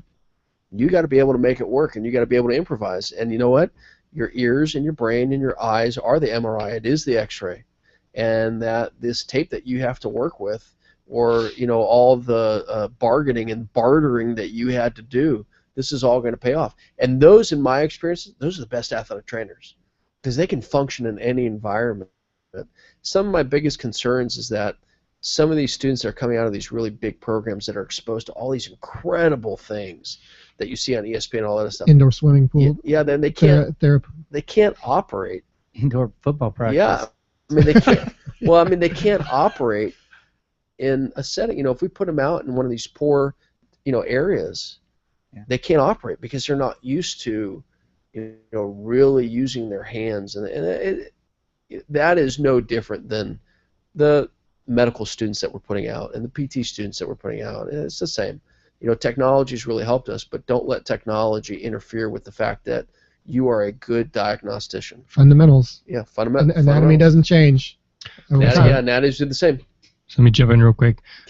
Sorry, Jeremy, we've completely monopolized your show. I'm sure we've set the new record, by the way. Yeah, by the way, how long are we going for now? No, last time was 2 hours and like 14 minutes. I think. Where are we at right now? 2:03 according to this. Oh, dude. Hey, 12 more minutes, brother. We got it. That's easy. That's easy. We apologize to the listeners. All right, so Dr. Knobloch, I quoted you, but I don't think I quoted you correctly. I said the ATs that usually get into fights with coaches are the new ones who need to prove themselves. Fair enough? It's not. I don't know if it's prove it. It's more of I just passed a test. You don't tell me what to do. Well, and that was brought up. I already to me. tweeted it, so it's and more importantly, that's okay. Hashtag the SMB. More importantly, again, that's Bob Marley hashtag. retweeted that. Oh, really? So I mean, it's official. Bob Marley retweeted it. So. Since Bob is listening, and I know now about 90,000 people. I'll give you the context. I was in grad school, and you can't go back now. No, I'm not changing. I'm not changing my story. But that was told me by our head trainer. He said, when you're a student, you do whatever you're told because you have no credentials, you have no power, anything. When you pass your test, everybody's told you you're now an expert. Mm-hmm. And when a coach challenges you, one of the first things is, I've seen it, but I'm not. This isn't my quote, but the head trainer said what he was trying to get across to us is don't go out there. But what he's seen, he was telling us as graduate assistants, and he was telling it that he has seen it in graduate assistants because most of them just passed their certification test, is they're the most confrontational people because they just passed their test. They're not going to have a coach, a non-certified licensed coach, tell them how to do it. So they will get in their face and say, I am certified as an athletic trainer. I went through school, whatever else. You're not telling me what to do. And what I hope our students see is that that's true. They're not credentialed. They're not highly trained in to a point, because if that head football coach is the athletic director, then they're in trouble. Then they're in trouble. Well, but what I want him to get at is just to do it from an educational side. Coach, I've seen this before. This is what I want to do. And try and skip that, because what he then said was that as you get older, you become much more non-confrontational. It's more of coach. It became a coach. I'll take care of it. And I hope our students see that and gain that. So, and I remember being that when I finally passed my certification test. That's abrasive. Boom! This is awesome. Mm-hmm. I know as much as 30,000 other people. I'm on their level now. I wasn't just a student, and I can see where it comes from. And it made a lot of sense what he was saying is that the most confrontational athletic trainers are the ones that just got their credentials, because now they have this power, and now it's not a power trip, but they have the ability to make these decisions. And they're not going to have somebody come in and tell them, or somebody come and tell them what to do or how to treat this injury. And you can easily say, Coach, get out of my face, back away. Or you can say, Coach, I'll take care of it. Just tell them don't react. It's a good point. Yeah, don't react. And because that coach is not going to probably back down to that. If you right. and I'm not picking on coaches, but if you confront a coach, they've dealt with enough stuff with the media and parents that they are ready to battle. And especially in a game setting, because they're already they're already at a heightened. They're already blood pressure so high. And that's why I say I respect them for that. They're the center of attention. A lot of their reputation's on the line, their livelihood may be on the line. I respect that. But when it comes to injuries, the kids' health is in my hands, not the coaches. Because like Dr. Yellen said, and like I said last week, if somebody sues, the coach is not going to say, you know what, guys, I'll take the responsibility, leave the trainer alone. No. It's going to say, well, he's the medical professional or she's the medical. They made the decision. They put him back in. Mm-hmm. They're not going to do that. So it's But hopefully your young athletic trainer, when they're hired by that person or that athletic director or whatever, they do ask them a bunch of questions mm-hmm. about what is your philosophy and how are you going to respond and what happens when I hold a kid out. Yeah. And I think it's a matter of showing them all those different situations, as they're coming up, so that they are prepared to deal with role the environment. play. Yeah. Well, and those are all really good teaching And we tools. talked about hopefully we can have something like an interview seminar for our students, because that's the question's going to come up. Is star quarterback's always the example. Star quarterback just got hit in the head, and it's the state championship game. What do you do? High school setting. Yeah. Senate bill. Yeah, I mean, what you do is you make the best decision possible. If you need to hold him out, what I do is I'd either hold the helmet or lock it in a trunk and take the key. I mean, everybody has their own philosophy, but that way there's no sneaking him back around. One time when I was doing contract work, I gave the helmet to a student that wasn't even a student trainer, it was like a manager, and I said, you do not give this helmet to anybody. 5 minutes later, the helmet's gone. I said, where is it? Well, the kid asked for it back. He wasn't in the game, but I made an error in judgment, and I gave it to a student who was, from a hierarchy. The football players were all above him, so he just told him, "Give me my helmet now," and that was the end of it. And made that decision, made that mistake, and never. Luckily, he didn't go back in the game. But that's exactly what you said. Is do an interview session. And how do they know what's going to be asked of them? And I learned to hold the helmet because I'll never forget. I told them number 68 was out, and they went into the locker room, and number 68 changed his jersey and came out as number 65. And I was like, "Where's 68?" "Oh, 68's out." And if something happened, it would have been his fault. Yeah, and I was looking around, and I realized 68 is now 65. And so I took the helmet.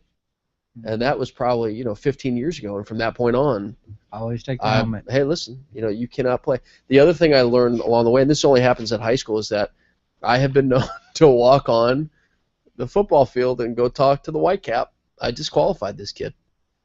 What do you mean? The coach went around me. I disqualified him because of a suspected concussion or whatever it is. And the white cap will stop. They'll stop the game. And I've had situations where it's like, you got to be kidding me. Whose side are you on? As the athletic trainer, my job is to protect the patient. To the point of, we went back to the freshman football player. This kid really took a hit, and he was out of sorts, and he was not prepared and he was just emotionally not prepared. And he's crying, and the coach would come back, and the coach starts calling him names. You this and you that, you better get back in because you're a this and you're a that, and okay. And it's not really helping. The kid really doesn't want to go back in, and I asked him privately, "Do you want to go back in?" He said, "No, I don't. I'm scared, and I don't want to go back in." And the coach comes back, and he says, "Look, is the kid ready to go or not?" I said, "You know what, coach? I think the kid's got anallaxohelia." "What?" I made it up. Yeah. "What?" "He's got anallaxohelia." "Oh my God, I've never heard of that." "Well, that's how severe it is." I'm stealing that. Yeah, that's how severe it is. It's rare, but it's rare. But I need to take him to the locker room, and I think I need to, and so you know what? I called his pediatrician, and I let him know. I said, "You know what? From a physical standpoint, from an injury standpoint, he's 100%. But psychologically and emotionally, he's not prepared to deal with this." And so, you need, just to let you know that you're going to go look at this, and you're going to clear him from a physical issue, from a physical standpoint. But this isn't a physical injury. This is a situation where he's just not prepared. Yeah, anallaxohelia. I mean, and you learn this throughout time. And the other thing that Dr. Knobloch said too is, over time, I became a lot more calm because you become more confident in your skills as a clinician. Mm-hmm. You become more confident in your ability to deal with confrontation. You become more confident in your ability that, ultimately I'm going to make this recommendation, because that's really what it is. It doesn't matter if you're a physician. It doesn't matter if you're an athletic trainer. Yeah, we're going to diagnose an injury, but really it's a recommendation of this is what I think it is, and this is what I think you should do. And, okay, well, they're going to listen or not. Now, ultimately, your job is to protect that patient. Protect the patient. All right. Are we breaking some records here? Well, we're still going to get another couple minutes, I think. All right, so Mitch Gill, I'm not sure if he's listening live or if he's just responding on Twitter. And he says, Mike Hopper said something about he had a coach that was really good and said, if Doc Hop, because Hopper, I guess, sure.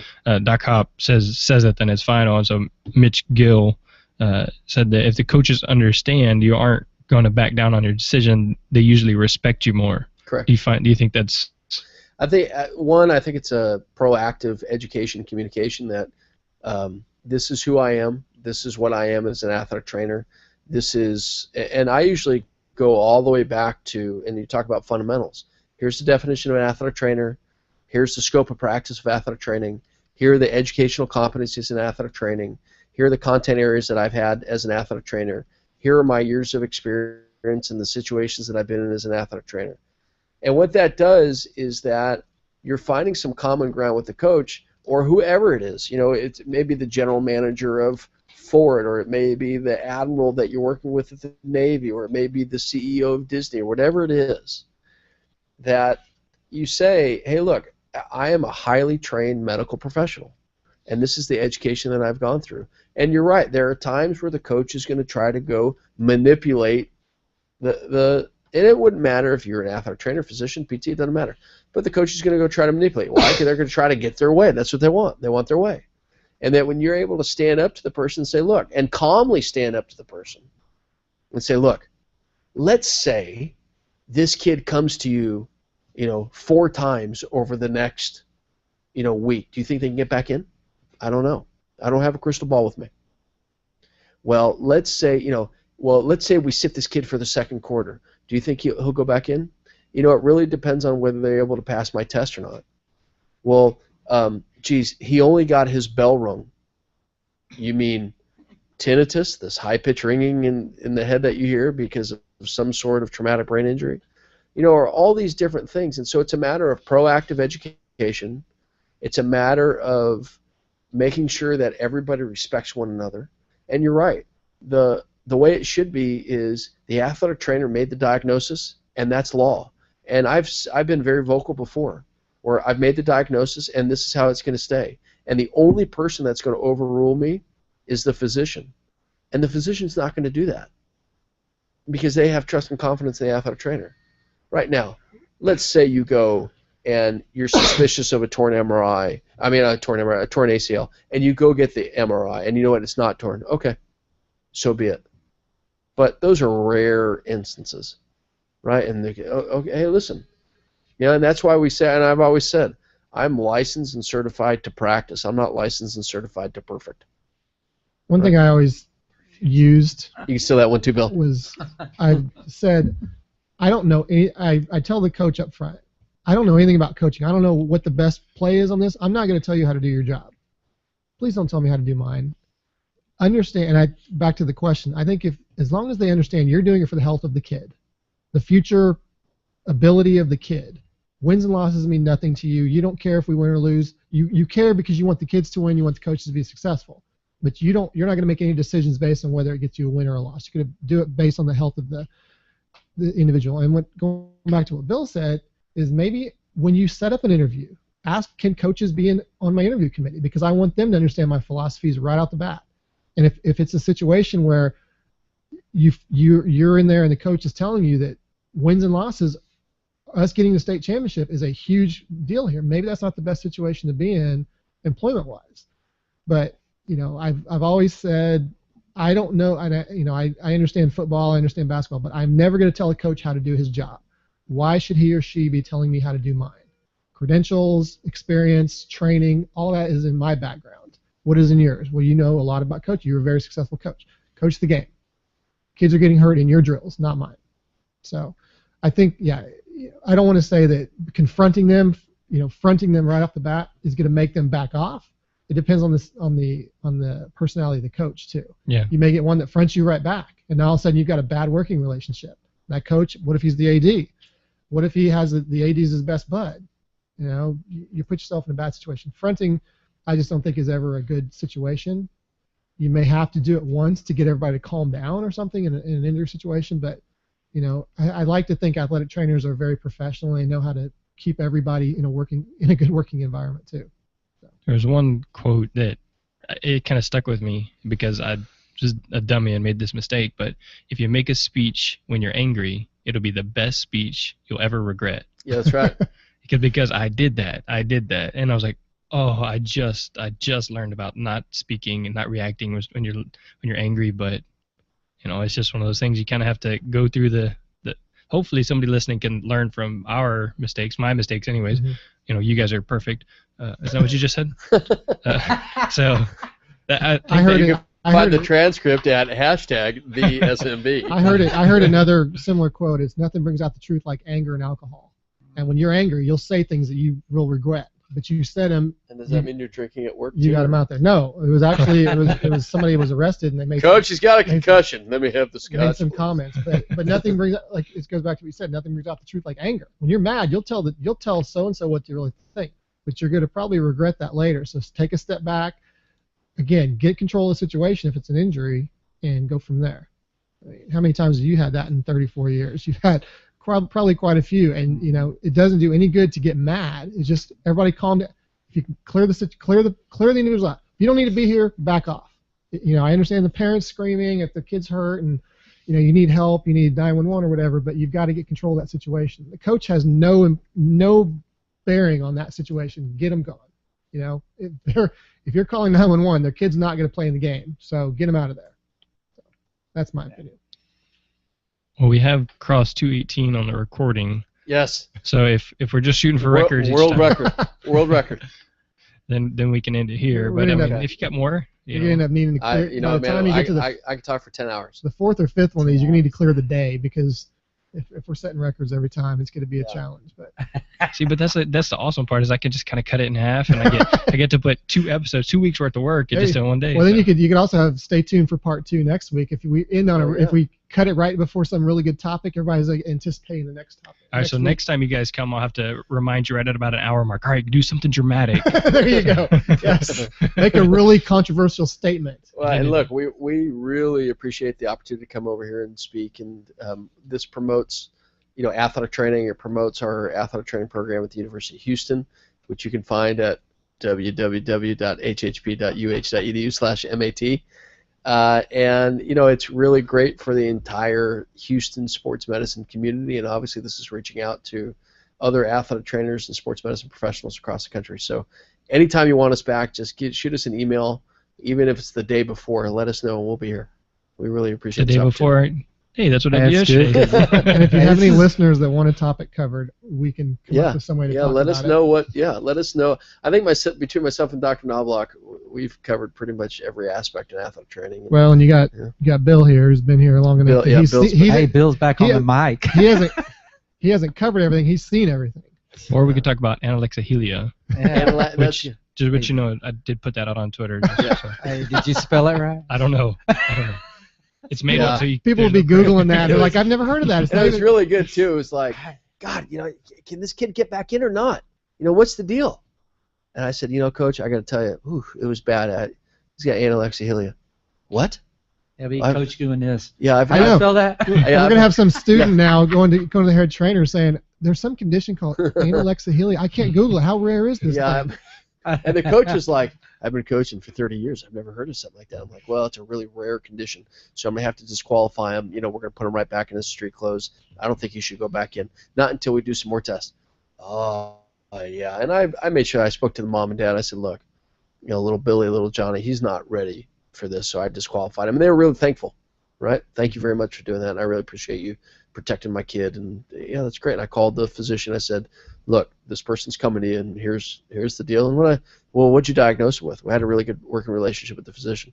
What'd you diagnose him with? Analexia. What? I just made it up to get the coach off my, you know. So, you know, it's like, how am I going to write that up in the report? Well, you know. So, oh, awesome. Athletic training improvisation 101. Nice. So, if nothing else, if you don't learn anything about athletic training from the MAT program, you at least get a couple good laughs, right? Yeah, that's right.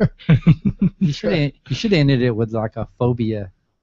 So you know what I think we should have? I think honestly we should have like of athletics. Yeah, that's right. I think we should have like a athletic training. You should put together like an athletic training story, like a comedic story, and you get all these athletic trainers together, and you just start telling some of these stories because some of them are really funny. Yeah. You know, like I remember telling stories about, you know, how'd you know how to disqualify this athlete coming off the football field? Well, you know, he came off, and I can see that he was disorientated, so I sat him down. The first thing you do, right, you can check cranial nerves 2, 3, 4, and 6. Okay, so what do? You put up, you know, how many fingers do I have up? Wednesday. Well, let's sit for a while. Well, how do you know he needs to sit? Because I asked him how many fingers does he see. He told me Wednesday. So that's, you know, that stories like that I think would go a long way. We should put an audio book together like that. And you know who would be great for that? Bubba Wilson. Bubba Wilson, yeah. Bubba gets mentioned every show that we're on. Yeah. Bubba does a lot, and I really enjoy having Bubba, building the relationship with Bubba, and so you have to get a panel of us set up here one of these days and get like Bubba Wilson. We'll clear out 10 hours. Yeah, and just have people have to tweet questions. Bubba Wilson, what's I don't know, worst thing, but that'd be kind of fun.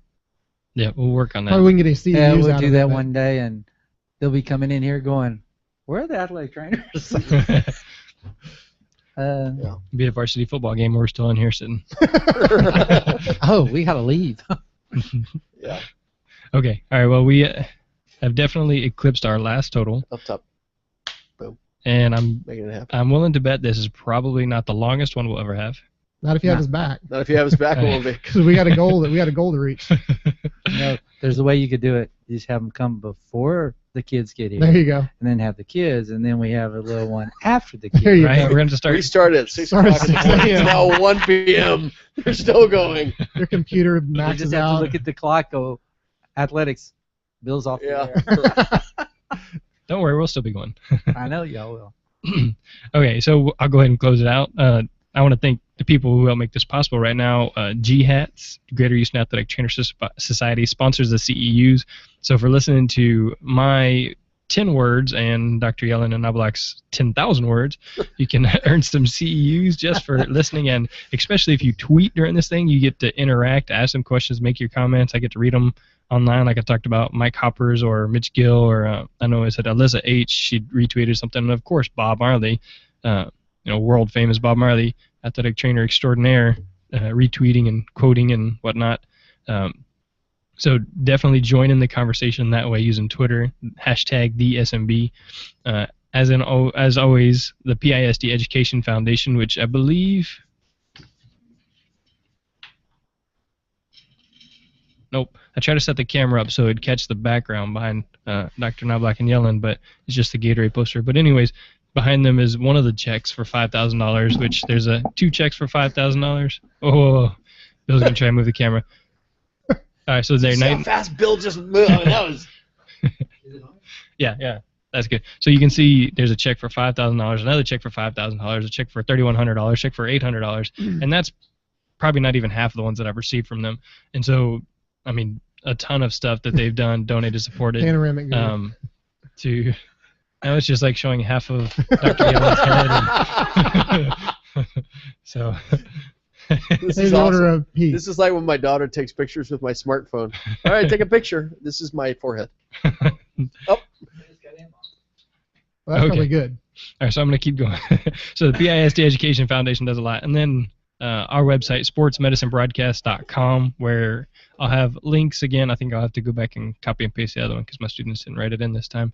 But the link for the Masters of Athletic Training program at U of H, and really the meeting you guys could possibly change what we're doing here with the podcast. Some of the stuff we were talking about beforehand, some of the stuff we can grow it, make it more professional. The second half where the students were gone, we're getting to do a little bit more in-depth talking, and so I really look forward to what we possibly can do with a partnership here with you guys. Us too. And so I'm super excited, and thanks for being so willing to come out here 2 weeks in a row, the day after I email you, just about anything. Thanks for inviting us, actually. Yeah. I mean, this was nice. This is great. What's the best way to know you weren't boring? You get invited back.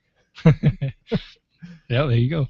And I will say, I looked at I think last time y'all came, y'all asked me how many downloads I had. It was like 500, and then after I released that episode with you guys, I think it was like 800. Wow. So either it was a coincidence, or you guys, there was a lot of people downloading. Should I tell you that I kept downloading onto my own computer like 600 times? Hey, probably. I called my wife and every friend I've ever had. All right, listen, guys, this is what you need to do. I didn't get any emails, so I got on Facebook. I didn't say anything controversial, I guess. I haven't got any, what were you taught? That is the dumbest thing I've ever heard. So that'll probably come out of this show. It's much more informal. So, again, at PHS Sports Med, so that you can tweet us your comments using #TheSMB. So at PHS Sports Med is me. That's my own personal one that I use here for the students, for the school, for the broadcast. Google Plus is sportsmedicinebroadcast.com. Facebook.com/PHS Athletic Training. So for Jeremy, Bill, Dr. Knobloch, Dr. Yellen, that's a wrap. I feel like I'm Baba Booey. Kind of got informal there at the end, but that's okay. All right, we got to get another picture so we can post it on our... Yeah, I am.